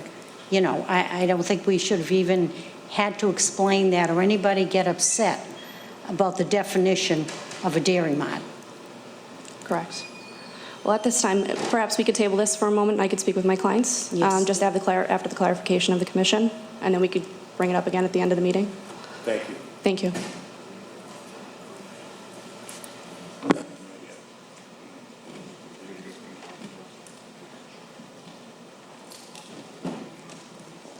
Okay, Council, we're going to adjourn this particular section, and then we're going to move on, and then you can come back, okay? This application will be put on hold for a moment. We're going to continue on with the agenda. Item number 11, Ocean 500 of Revere LLC, DBA Drift, 500 Ocean Avenue, third floor. Michael Aldi, manager. This is an application for an all-alcohol restaurant license. The application of Ocean 500 Revere LLC, DBA Drift, for an all-alcohol restaurant license to be exercised on the third floor at 500 Ocean Avenue, Revere. The requested seating is 138 inside and 96 outside. The requested hours of operation are 11 a.m. until 2 a.m. The requested entertainment is TV, radio, DJ, karaoke, vocal, and instrumental music. Your name and address for the record, please, Counselor. My name is Corey Rhodes. I'm an attorney with D'Ambrosio Brown, LLP, 14 Proctor Avenue in Revere. With me today is also attorney Jerry D'Ambrosio. We represent Ocean 500 of Revere, LLC, which is proposing to do business as Drift and applying for these licenses. To orient you to where this is going to be located, this is in a new building that's under construction right now at 500 Ocean Avenue.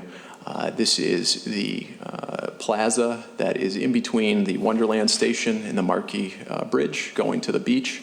Is this the building that actually abuts the bridge? Is it? It does abut that plaza in between All the two. And it will be open onto that plaza. That's actually where the restaurant's face is. This is an exciting new restaurant coming to the city. It's going to be modern American food with Neapolitan pizza, really a high-end restaurant and being run by a professional restaurant family. The Aldi family is bringing this to the city. They have other locations, other restaurant concepts, the Real House in East Boston, Pier 6 in Charlestown, and the Mia Cantina in Faneuil Hall. This is bringing really a Boston-level restaurant to Revere Beach, something that I think has really been needed for a long time. It's a 6,600 square foot restaurant with 138 seats inside and 96 seasonal outdoor seats that are going to be right on that plaza. The whole management team, all employees, they are going to be serve safe and tip certified. Again, the family has a lot of experience in the restaurant business and knows how important that is. Michael Aldi, who's with us here today, is the proposed manager. He currently is the managing partner at Pier 6 in Charlestown and is going to be bringing his experience and level of detail to Revere. This is a big investment for this family. They're putting in $1.3 million to build out this restaurant and get it ready as part of this new project.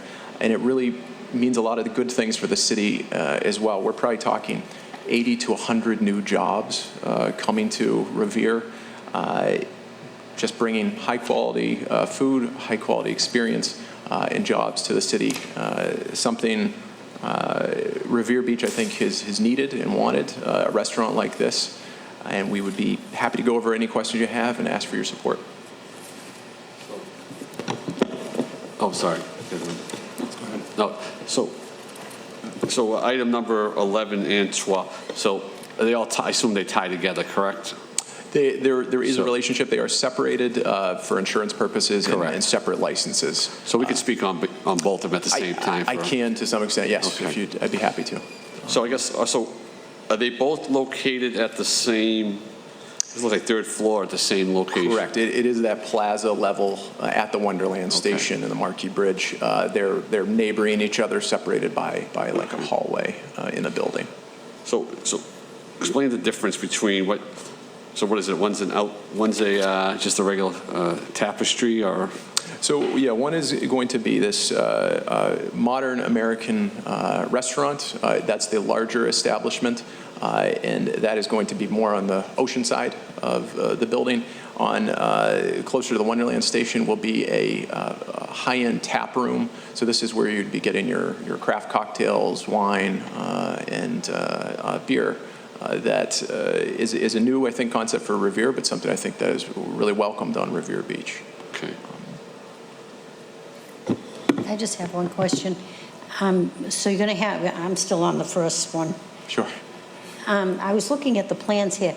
Is that outdoor parking designated for the restaurant? There, actually, how this building was set up and how it was zoned, The parking for this project is actually going to be by valet extensively, and it's going to be using the Wonderland Garage and other facilities in the area.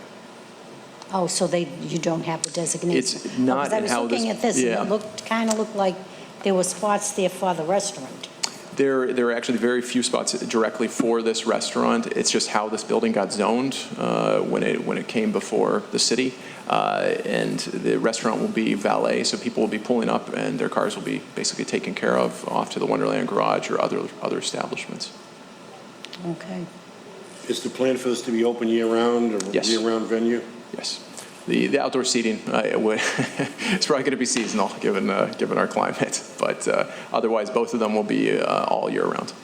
Very good. Any other questions? When are you thinking it's going to be opened? They would love to be open Time frame. tomorrow, Oh, I know but that. the building is still under, yesterday, the building is still under construction, so it's probably going to be mid-August by the time that they're able to get in there, assuming all approvals go through. So we will be looking for it opening pretty soon then. They were really trying to hit the Revere Beach Festival. Unfortunately, just I think with some of the construction issues, there's a national grid and some gas line issues, things like that. It's probably in more closely time for mid-August. Okay. And where is the restaurant located? Did you say on the third floor?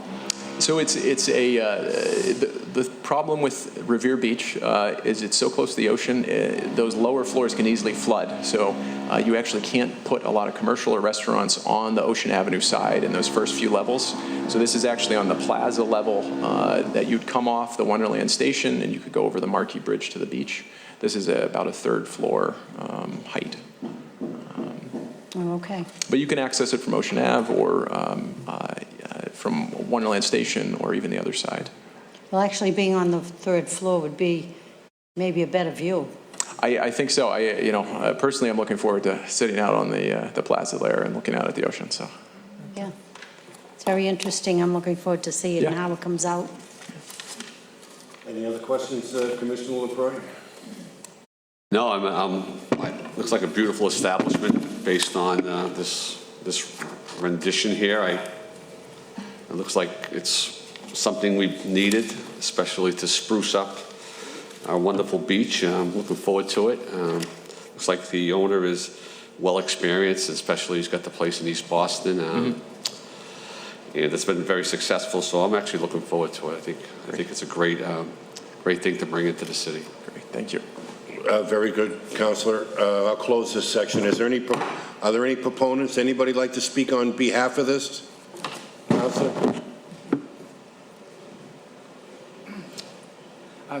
Thank you very much. I think it's a credit to the community. We need something like this. My only concern is about the parking with the employees and if there's any entertainment in that area of Ocean Avenue, because it's kind of congested. And any large crowd, would they be a fire detail or police detail if there's a large function? That's the only thing, but I'm in favor of it, and I'm happy it's coming there. That's the only question. Thank you. Thank you very much. Well, I'm sure his concerns will be addressed when it goes forward, and if it's approved, would be contingent on all of those factors. It'd be fine. Thank you. Any other proponents? Anybody else like to speak on behalf of this? Hearing and seeing none, I'll close that section. Are there any opponents? Anybody opposed to this?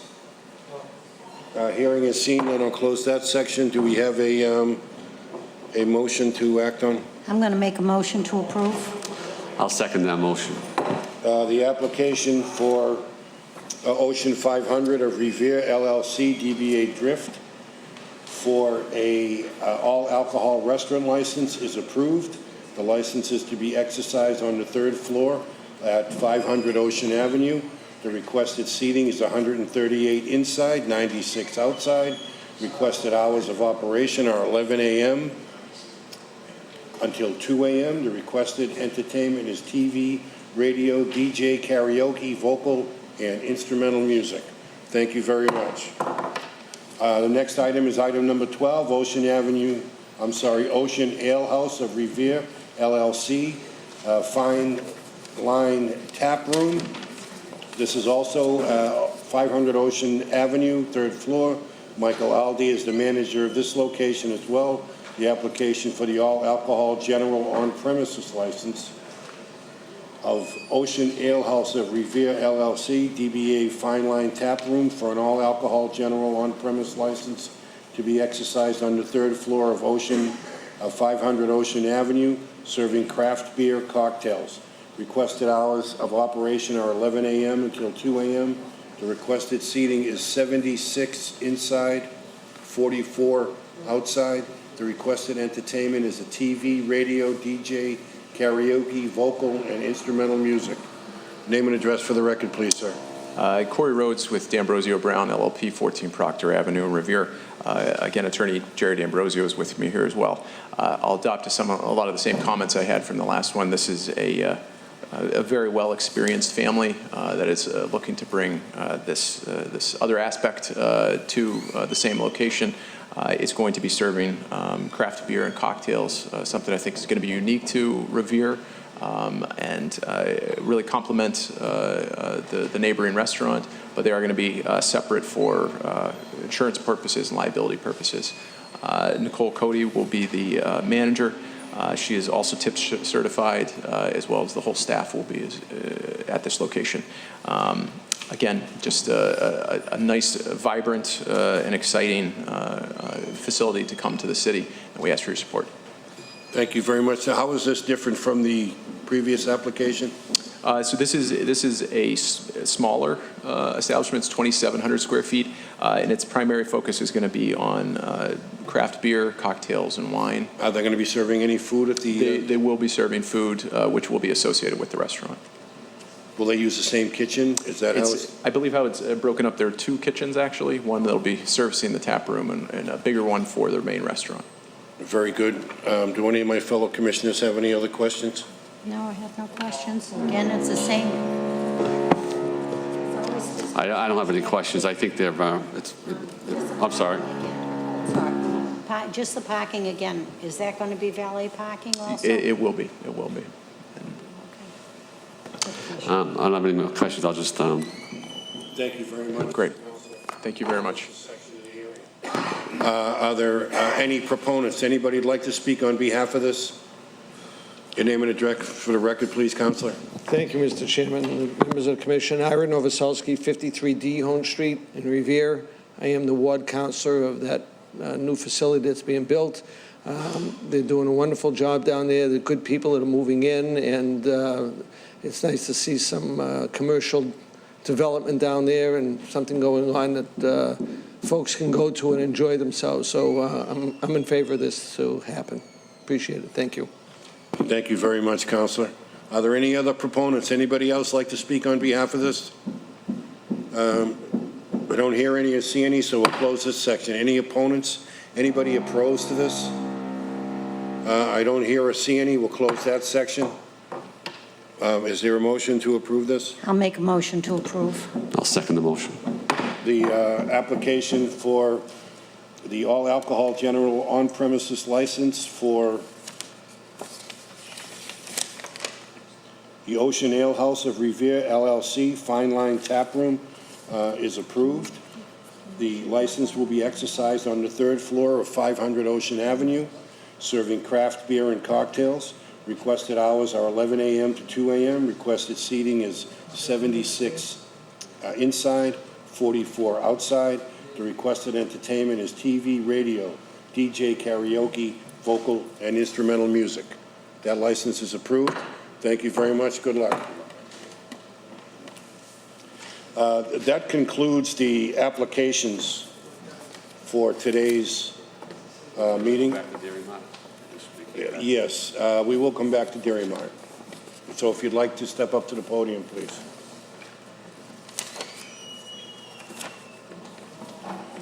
Yes, Counselor. I've spoken with my clients, and they are fine with the 60% convenience, 40% liquor designation for the liquor license moving forward. They have every intention of removing the booths that are there. I guess there's two other chairs that are there will be removed. The chairs around the table will be removed. The only thing that they are concerned about is having some sort of surface or platform for Keno players to be able to fill out their cards. So if we are able to do the 60-40. Well, okay, so, and that's fine with me. I'm really happy they want to do that. But if you have 60% dairy, yes, and 40% alcohol, yes, and it's got to be in a designated area. Right now, it's throughout the whole store. It's got to be designated where it originally was at the back of the store. But if you're going to do that, they will be allowed, they can apply for table and chairs with Keno. Okay. If it's a variety store, you can't have it in a package store. That is their intention, to run the store as a 60-40. Did you want to see pictures of the way it is today? And I know these were produced by the broker, Ms. Grossman, who is on behalf of Kevin Lang. The store was moved around, so if you'd like to see the current state that it's in as of just a couple days ago. Well, we can look at that, but Yes. also Lieutenant Randall will probably inspect it in the future. Thank you, Counselor. But now with the change that they're doing, which it originally was granted, yes, they can apply for table and chairs. Okay. So if somebody wants to come in and play Keno, they can sit down and fill it out. But you can't do it in a package store. That's the law. Great. Okay? So if that's what they're going to do, they're going to have to stick with that. And they are going to have to put their alcohol in the one back of the area store, yes. and make it the Dairy Mart. But they can have people come in and play Keno. They can keep the Keno. They can, so they, as of right now, as you can see, I don't know if all of you have been into the store, but it has that Keno table that you can see. They're allowed to keep that Keno table and the chairs that go to that table, but Yes, they're going to remove the rest of it. If they maintain that it is a The Dairy 60-40. Mart 60, liquor store 40, then you can have the tables and the chairs, and people can sit there and play Keno and Wonderful. do whatever they want to do. That will make my clients very happy. Well, That's what they want to do. When I originally spoke to the previous owner, that's all we explained to him. You can keep it because he seems to like the Keno Yes. and lottery, but he wasn't backing down on the alcohol. I'm understanding this now. The Keno is probably the most important because this store is the number 7 producer in the entire state. So it does produce a lot of income for the state. And then also from that, people lingering just a little bit more produces more income for both the owners Yes. and the city. So, And that's so really we are happy with the 60-40 split, keeping the tables. Okay, good. And then we will be back But before you for the They have to apply entertainment. for tables and seating. They have to apply for tables and seating. I'm not sure about that, do they? I don't know. No, you can't just put table and chairs. We'll look it up. No, we've seen Okay. nothing now. All right. But Well, that very sound- good. That sounds So- like what all I've been looking for. So Great. I don't want anyone to take it personal. That's all I was looking for is, which way are you going? What business do you want to run here? And I was told they want to keep Keno. Right, they do. So if they want to keep Keno, then that's fine. They can keep their table and chairs. Great. Thank you very much. All right, very well. So we're going to keep it at a 60-40 split, right? 60% Dairy Mart, 40% alcohol. Correct. And then you'll be able to keep your Keno and your tables and your chairs. Correct. Very good. We'll close this section of the hearing. Thank you. Are there any proponents? Anybody else like to speak on behalf of this? I don't see or hear anyone. Close that section. Any opponents? Is there anybody opposed to this? I don't see or hear anyone. Close that section of the hearing. Is there a motion to work on? I'll make a motion to approve. I'll second the motion. The application for a transfer of an all-alcohol package store license and pledge of license is approved. The application of Netra Inc., DBA Dairy Mart, for a transfer of an all-alcohol package store license from Dairy Mart Liquor Inc., and for a pledge of the license, said license to be exercised at 160 Squire Road. As an amendment, the Dairy Mart will continue to operate 60% convenience store, 40% alcohol, and will be allowed to maintain their tables and chairs as well as the Keno. That license is approved. Thank you very much, Counselor. Appreciate it. Item number 14, this is a hearing. Kenneth G. LaFosse, DBA Brothers Auto Body, 19 Naples Road. Kenneth G. LaFosse, manager. This is a hearing into violations of a Class 2 motor vehicle dealer's license stemming from some fraud convictions. This is a continuation of our December meeting. Name and address for the record, please, Counselor. Mr. Chairman, Commissioners, James Cipolletta, 385 Broadway, Revere, on behalf of the licensee, Mr. LaFosse. Where are we today, Counselor? What was has the appeal been adjudicated? No, sir, that's still pending. Very good. Well, I guess we'll start right at the beginning. I've been by there several times since our last meeting. Every time I go by there, as late as yesterday, I have photos on my phone. We're continuing to park vehicles where they're not supposed to be parked. And that has been ongoing and has been an issue of concern since the initial hearing that I've been involved in. And so what I see here is that the gentleman comes here, he says he's going to do things, and then nothing gets done. And this seems to be a reoccurring theme. And so I don't know what else to say about it other than that. I think, Mr. Chairman, that a list of items to be addressed and or corrected was given to us by the Commission and also by the Fire Department. And I think Deputy Cheever had addressed the Commission with regard to that list and what he expected the progress and timeline was to be. I have the list. I went over it after the last meeting before the Commission with Deputy Cheever. But for the Commission's edification, I'd like to have Mr. LaFosse bring you up to date on the things that have, I know that when you drive by, you see what's on the outside, but a lot of those things that the fire deputy was concerned about had to do with lives and safety type aspects inside. So if with the chair's permission, I'd like Mr. LaFosse to give you the rundown.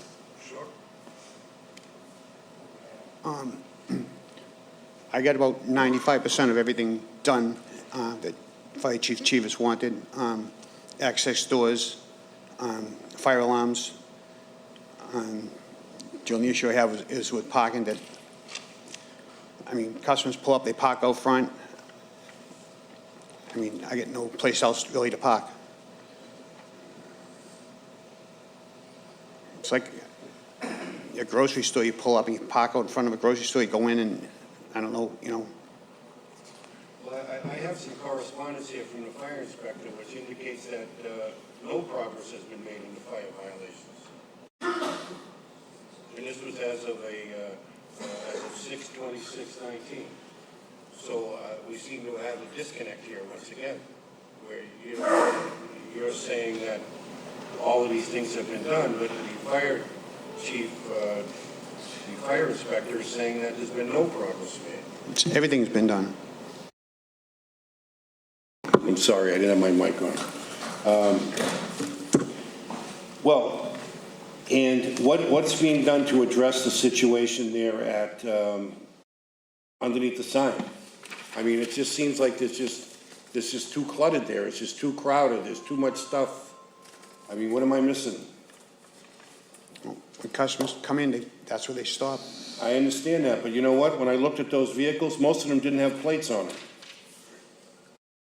them. We just back up there. We don't stay there. I mean, they're in and out.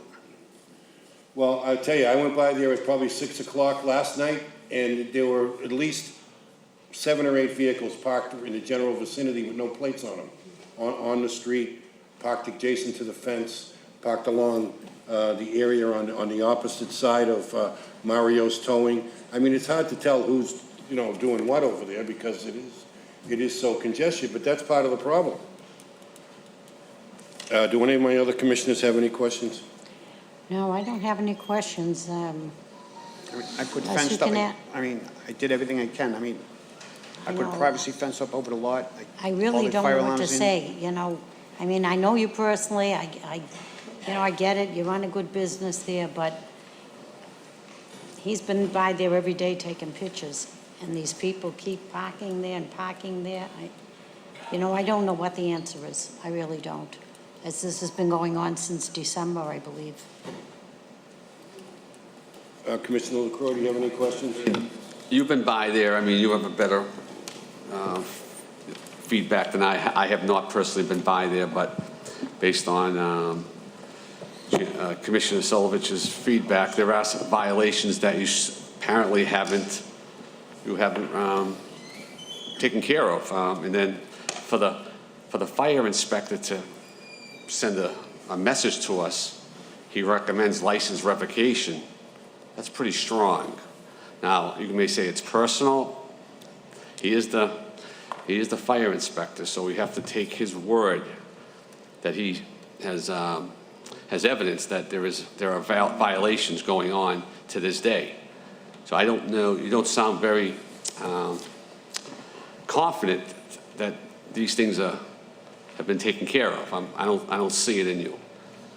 So I have to go with with the chairman, who's been down there, and he has actually identified violations in cars with no license plate, so forth, so on. So that's all I got to say right now, and I'll let you guys speak.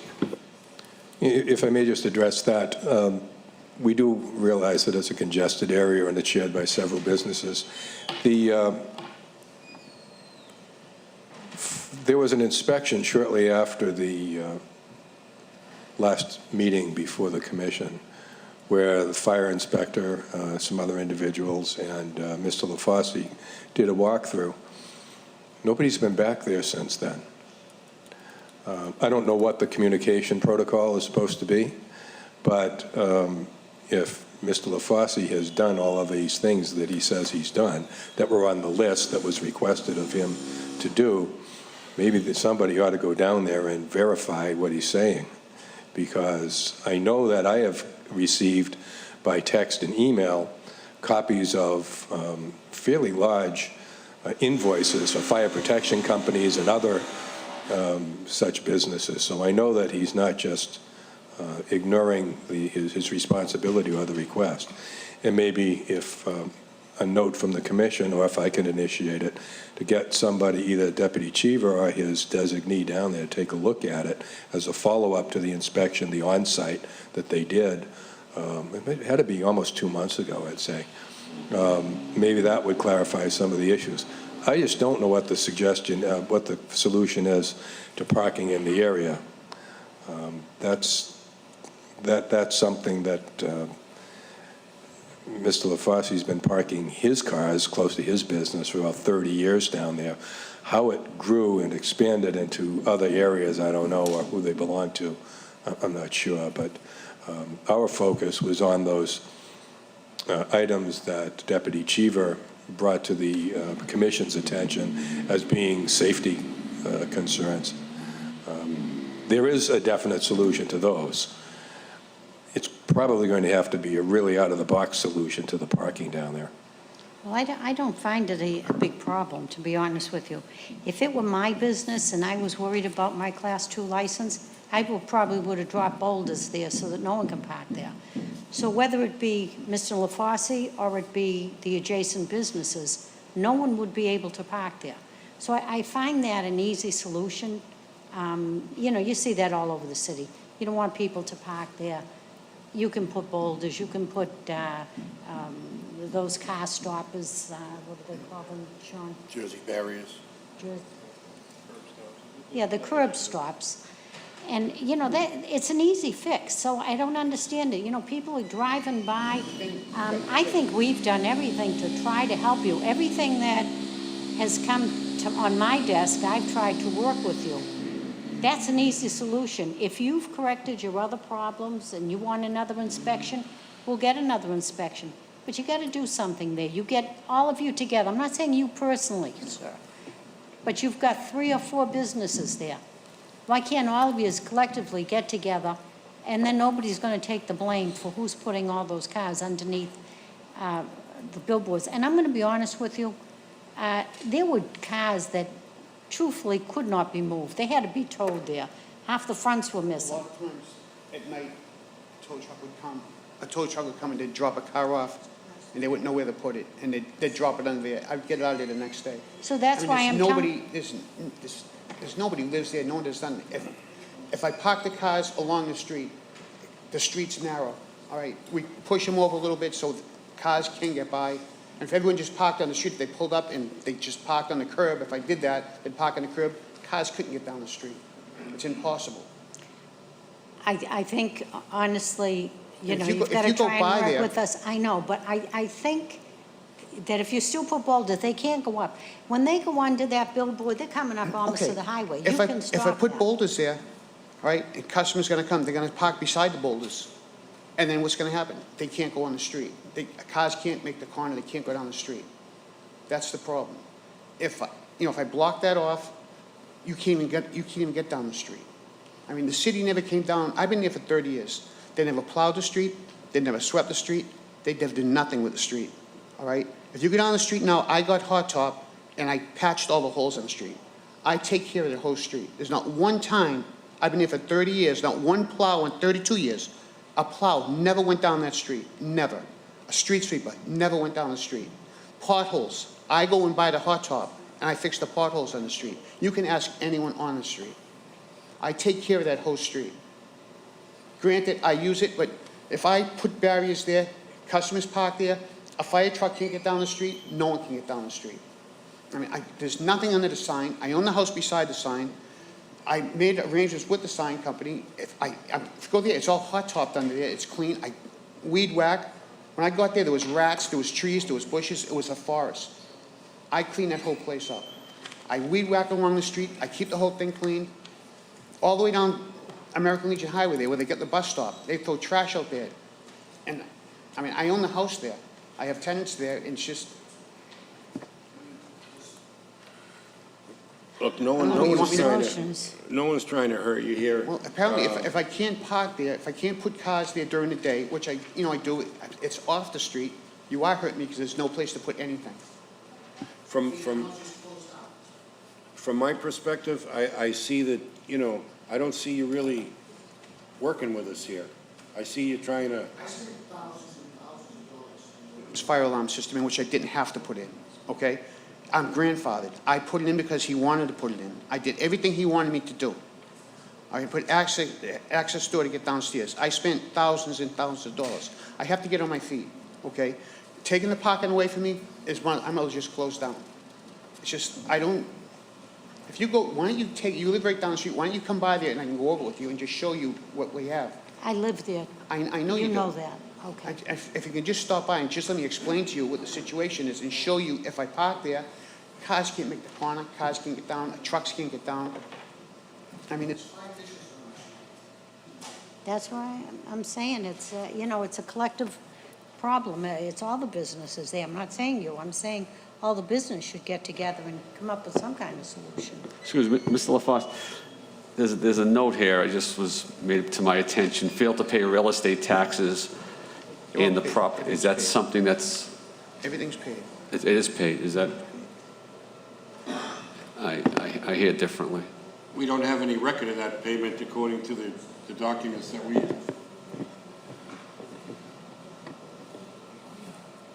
Everything's paid. Paid it to us.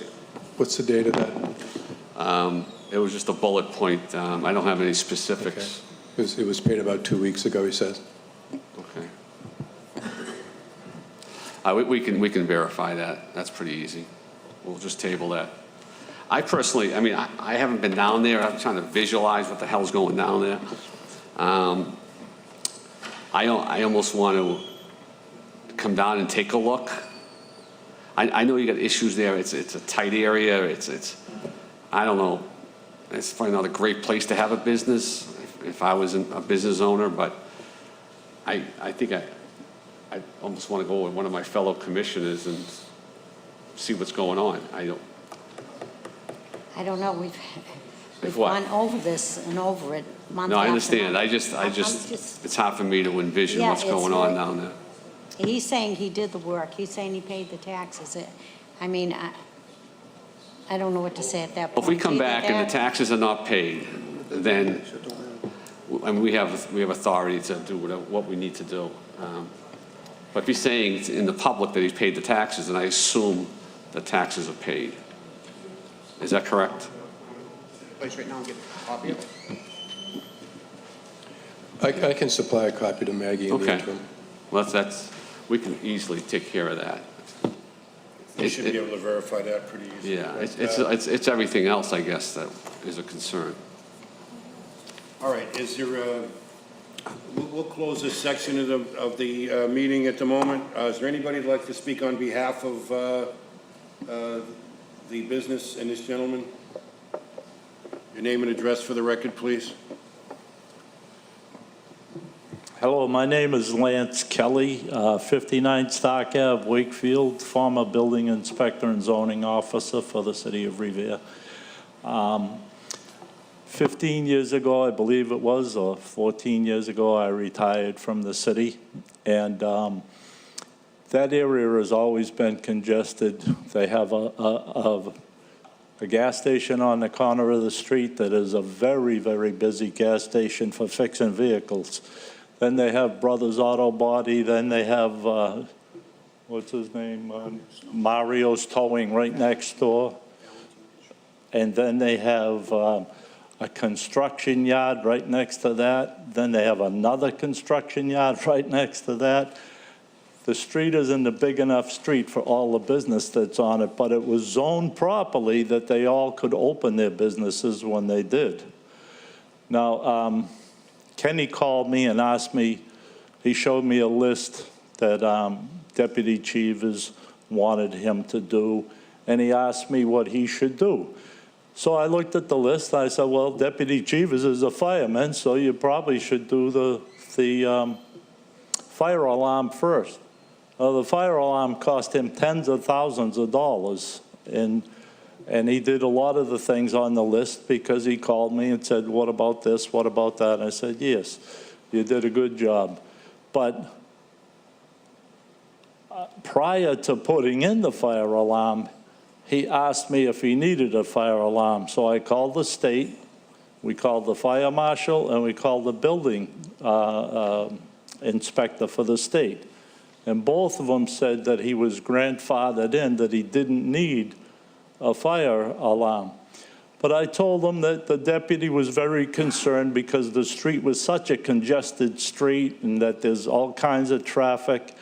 And he's not that far down the street. A fire engine could get to it easy, but or the fire hoses could get to it easy. And but I recommended that he did the fire alarm first, and it was an exorbitant amount of money that he had to pay.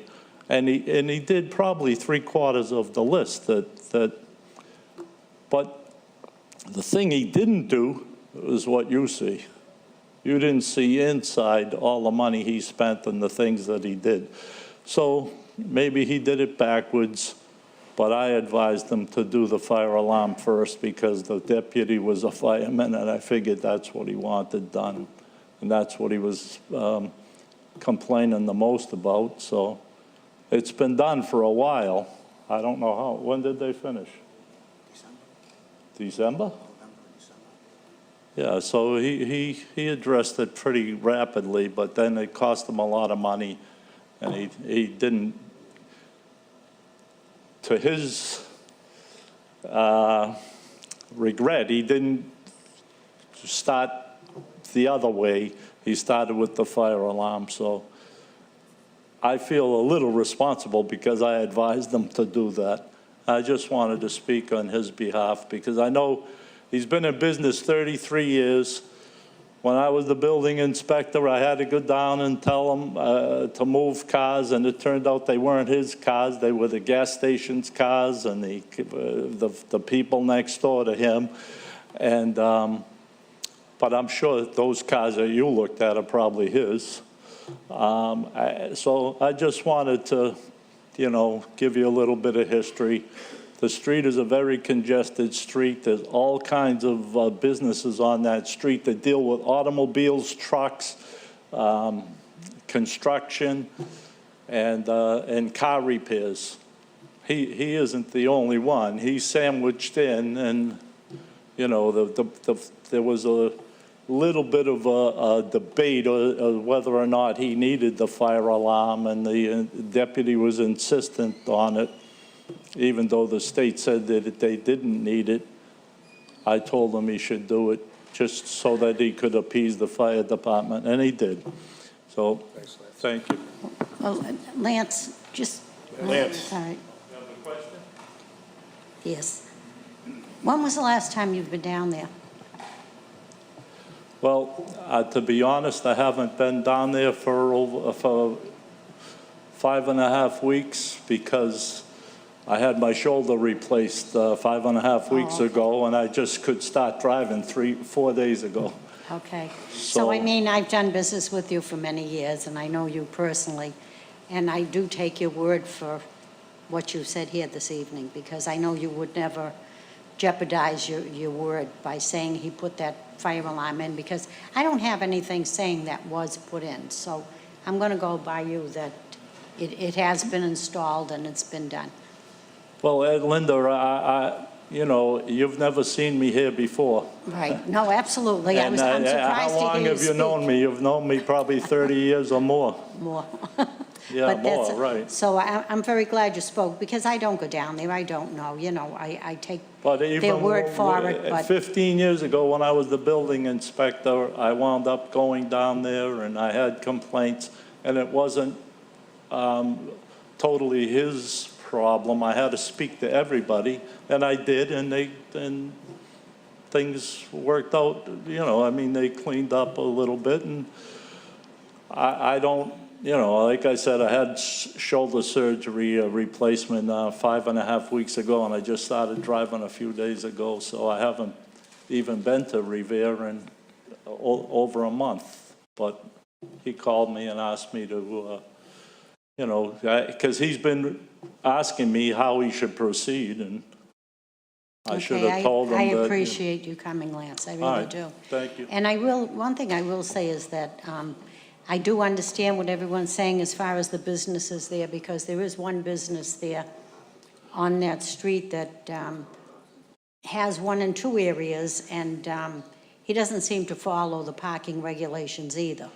I think we Well- all know who he is. He's not here this evening, so I won't use his name, but we've had to correct him on several occasions for parking on the highway, the whole bin. And I do know that one day when I did go down there, 2 of the cars belonged to him, because I Yeah. seen him move them. I think, Linda, on any given day, they play musical chairs whose cars are blocking, you know? I mean, that's what I found when I was the building inspector. And I'm becoming very concerned about the gas station, too. The gas station has a license for gas station 4, does a tremendous amount of business. but he has a license for 4 cars. That's all his Class 2 license is for. And I've seen... To sell. I'm talking about repair business. He does a big repair business. But I've also seen several cars in there for sale. Yes, He only right. has a license for 4.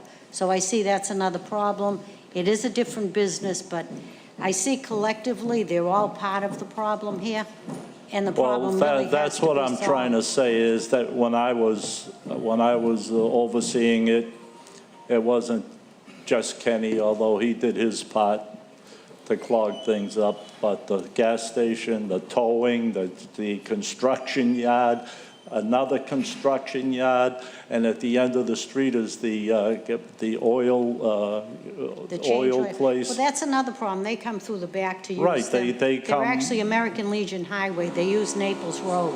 Right, Because and we've had a problem. that creates traffic on a small street. Right, we have had problems with them, but I thought that was corrected. Yeah. When they used to use the back road to change the oil at the oil place.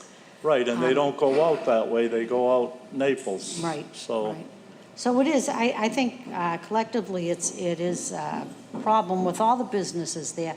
I guess what I'm going to turn my attention on is that what you've done by the list that the chief has asked you to do, that your taxes are paid, whatever thing. Well, And I the think what we the- need to do is, I think we need to look at all the businesses there and make sure they're going by their licenses, what they're allowed to do.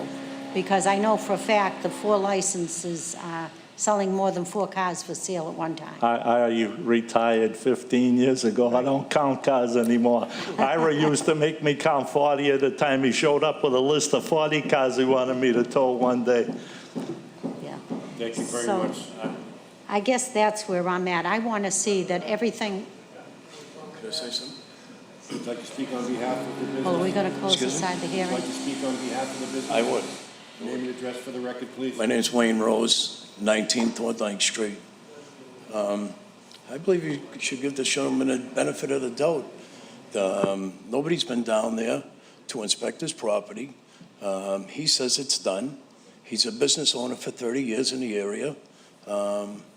I know the parking's an issue, but it's not just this business, it's all of them. So I think that you should give him at least 30 days till you can get an inspector down there, inspect his property, and let him continue to do his business. Thank you. Thank you. Anybody else like to speak on behalf of the business? Anybody opposed to the business? Anybody want to speak opposed to the business? Well, I guess we can close this part of the hearing. This is a hearing for an application for a license. So let me get to the proper page here, Counselor. Are we voting on continuation of the license or issuing of the license? I think, Josie, I'm having a hard time voting for this. I blame Mr. LaFosse for a lot of the problems that go on down there. But I don't think he's the only one that should be up here before us. Because as we know, I think Lieutenant Randall has had to go out a couple of times. I've called him because of another business in the area that puts their cars all over the street and also selling. He has one license for one car for sale. He's had several for sale. So I know it's the whole area. I don't know, since Lieutenant Randall has gone down there, if he's cleaned up his problems. But I can't, at this point, listening to everything, Mr. Kelly come up here, Lance Kelly come up here, he said that you've done the fire alarms, you say you've paid your taxes. I say there's several violations going on in your area. And I think I can't at this point blame one business for the wreck that's going on down there. And it is a wreck. I go by there. I see some cars, it's a half a car sitting there. Someone's got to be responsible for that. And I know the other business does a lot of towing. So if they're his cars, I don't know. It's very hard to say who they are. Maybe you have to have stickers made up and put your name on it. That's your car that's in the street and they put theirs. But at this point, I have to be honest with you, I can't hold you responsible for the cars in the street. I can hold you responsible for unpaid taxes or anything that was on that list that the fire chief has asked you to do, then that's a different story. But I think right now, as far as the congestion down there, I'm not going to blame you solely for that. So at this point, I don't know if I'm going to get a second. I'm going to vote to approve the Class 2 license with contingent on those taxes being paid and that list that the chief gave you. I would like to see that those fire alarms were put in and inspected. And I'd like maybe to send the police down for another inspection to make sure that you're saying you did the list, have him come down and inspect again. And I would hope it's all done. But I would make that in the form of a motion. And maybe we have to look into all businesses collectively, including Mr. Fosse, and find out how all those trucks and those cars are just being dumped wherever they want.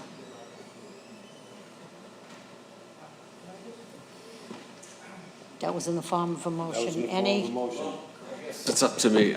So I feel Foy is very congested down there, and my fellow Commissioner Guanasso, I kind of agree with her because there's a lot of businesses down there, and you may be taking the hit for others that are violating some of the issues that are coming up. And the fire inspector, even though he sent us a kind of a message here to revoke the license, he's not here to ask him questions. He sent some items, specifics, but again, I'd like to see the things myself. Contingent upon the taxes, if it's found that you didn't pay them, we'll probably get you back here, but otherwise, I'm going to second the motion, and I am going to do a spot check myself, so expect me shortly at some point, and that's where I'm going with it. Thank you. So we have a second on your motion to approve the Class 2 license. The motion is approved. Mr. Chairman, Commissioners, thank you very much. Anything we need to transmit to the Commission, I'll get to Maggie, including receipts and inspection certificates. Yes, I would personally like it on file that he's done the work that he said he did. There needs to be a paper trail. Thank you. Thank you. Item number 15, Revere Lodge Loyal Order of Moose, 1272, 470 Broadway. No current manager.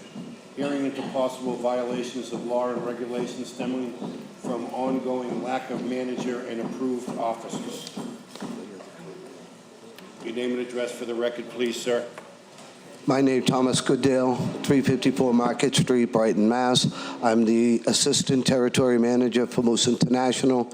I am also the bar manager and the administrator for Waltham Lodge 1018.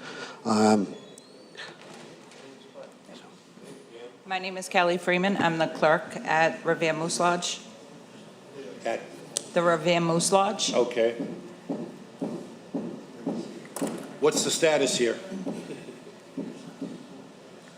I guess you got a report that we had parted ways with Jennifer Santana, that we had a liquor license under review. Well, I was here with Jennifer and several of the other members back about 6 weeks ago, I believe, in which Jennifer was going to be the manager. And on June 4th, it had come to light between me, the assistant manager, assistant territory manager, and the territory manager that we needed to part ways. So we thought we were in complete compliance with what you wanted to do, what you wanted us to do, and that happened under my direction. I said, let's hold off, let's get everything in place, get the new manager in place, get all the paperwork where we need it to be, and get it to Maggie. On the 5th, I guess, Jennifer appeared in front of Maggie to say that we had parted ways. And then Bob Hopper, who's the territory manager, was here with the idea of potentially maybe having to shut him down, but he got convinced, and I believe that they can make a go of this. We have the people in place, and we did the whole time. Jennifer said that on the 5th that 2 members of the board had resigned. Well, they hadn't. One of them, which he's here today, Bob Preston, and then another, and then Paul Pedoni, who was the administrator. Paul Pedoni didn't resign till the 10th, which we have his handwritten resignation.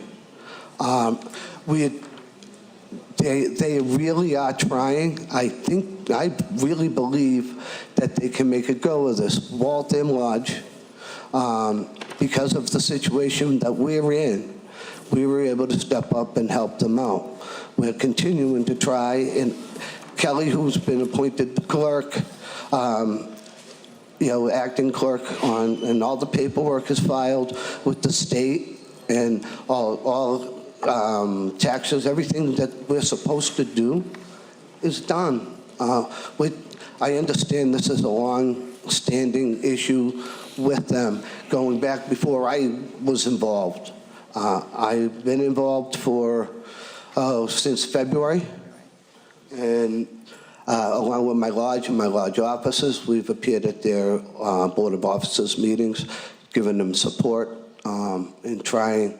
And when it came time, it wasn't an easy decision, but we decided that we needed to go in this direction, which threw everything backwards back to, September? And I apologize for that. But, they're really trying to move forward. As I said, we got most of the board here today, a couple of them. One is sick, another one is in training at work. So, that's what I can tell you. Okay, well, we appreciate that. You should be aware, though, that, there are certain violations of state law that, have occurred. You're required to notify us when a manager leaves, okay? Now, that didn't happen when the guy left 8-9 months ago, whenever it was. And so that kind of snowballed into a bunch of things that should have happened and didn't. You're required to have an approved manager who has authority and control over the premises, and, you really don't. And so, these kinds of things we need to work together on. No one's looking to hurt the moose. But by the same token, you have to follow the regulations as prescribed in the ordinance and in state law. So, we need to come to some type of an agreement here on how this thing is going to proceed forward.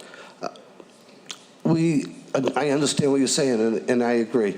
I wasn't aware that Wesley Cummins, whose name is on the license as manager now, that it wasn't switched. And then when we were here in front of you and Jennifer Santana's name was going on, as I said, I will take the blame for them not coming to you immediately, because my past experience, and my past experience doesn't include having 8 months of already issues, was, all right, let's get everything in place, and which we did. Bill Ward is going to be, is on the application to be the on the liquor license manager. Kelly Preston is stepped up and is acting as clerk and also bar manager. We have everybody in place. I know, as we did when we were here with Jennifer, when Jennifer put in her application, I can't make any excuses other than the only reason why you weren't notified right away is, from my past experience, the idea would be to go in with everybody in place right away, tell you this is what's going on, and say, we know, here we go again. They did this on my advice. I wasn't thinking in terms of, we were waiting on the approval of Jennifer already. Because we sat in front of you and you said, excuse me. I'm sorry. Sorry, no. We can go back and forth here, but so there's two issues here. So the first one, club does not have a licensed manager or an approved board of officers, correct? Currently, as we state. They have an approved board of officers that's been filed with the state. Okay. It has been filed with the state. So you're looking for a licensed manager. We still. The application has already been submitted, and the board offices never changed. Jennifer had said that we had 2 people resign on the 5th. As of the 5th, we didn't. We had one that resigned on the 10th, and Tom had come down and told Maggie, came down and talked to Maggie about that the very next day. So, and we do have that. So that said, if in 30 days, next meeting, this will all be in place. Absolutely. And then, that said, then the second thing is the taxes and sewer. All paid. All paid? Yes. Okay. So I'm not sure if there's other questions, but I think within 30 days, if they can get all this stuff together, we can move forward. Or do we have other issues? I think those are the only issues there, and not notifying us. Okay. So I'm going to make a motion I that. just would like to just, excuse me, Commissioner, just the only issue well, other than the issues of the taxes and the notifications and everything, I'm down Broadway quite a bit. You've got 2 benches out there. I'm not sure if those are on city property or they're at the Moose. If I were running the Moose and I really want to clean up my act and stop visiting here every month, I would get rid of those benches because I happen to be there a couple of times. And the people that were sitting there were causing a little bit of a rumpus outside. I'm not sure whose benches those are, but we actually go out there and tell people to move along all the time because you do get people loitering out there. They're loitering, they're Yeah. smoking out there, I'm Yep. sure. They're smoking out there, but there was a couple of confrontations there, and I witnessed them. Okay. I would think before you have a problem, like I say, if it's city land, they shouldn't be there. Yeah, I'm Okay. not sure whose they are. If not, but you're getting people sitting on those benches all Mm-hmm. evening, and I don't know, you're not in the city, and that's a problem we have. We're here to protect our residents. We want Right. good businesses on Broadway. I go to Companions maybe once a week, Mm-hmm. and the people that are using those benches, I don't think are your members. I think they're I don't think they are either. maybe kids from the neighborhood, maybe, and the goings-on there. Yeah. You have to be aware of what's going on Yeah. out on those Yeah, benches. and we usually, people will go out there and say, come on, move along, but I have no idea whose, benches they actually are, so, but maybe our members might go out there once in a while, but you're right, there are other people that are not our members that are, just sitting Right. there. But even after you close, those benches are there. Yeah. Anybody's going to sit there. They're young kids, they're going to sit there, but they're not just sitting there. Yeah. They're being a little obstructive to the neighborhood. So I can't tell you to move them. I don't know if that's city property, but I Yeah. would think if, you really want to be a good neighbor, you probably should remove those benches. Can look into it. And like I say, I've seen it. I do go in there, I come out of there at night, and Yeah. the kids that use them are not very pleasant to the elderly, I should say. Yeah. So that's my own complaint, but Commissioner, if you All of our paperwork for the new manager in the offices is all submitted. It's all in process. Yes, no, well, we already submitted it to Yeah. Maggie. She said everything's, And you good. submitted the tax payments and so on the 24th. Tax payments, we submitted them to her as well. Yeah, and Yes. as long as it clears, because Yep. checks have a It will. tendency to not clear.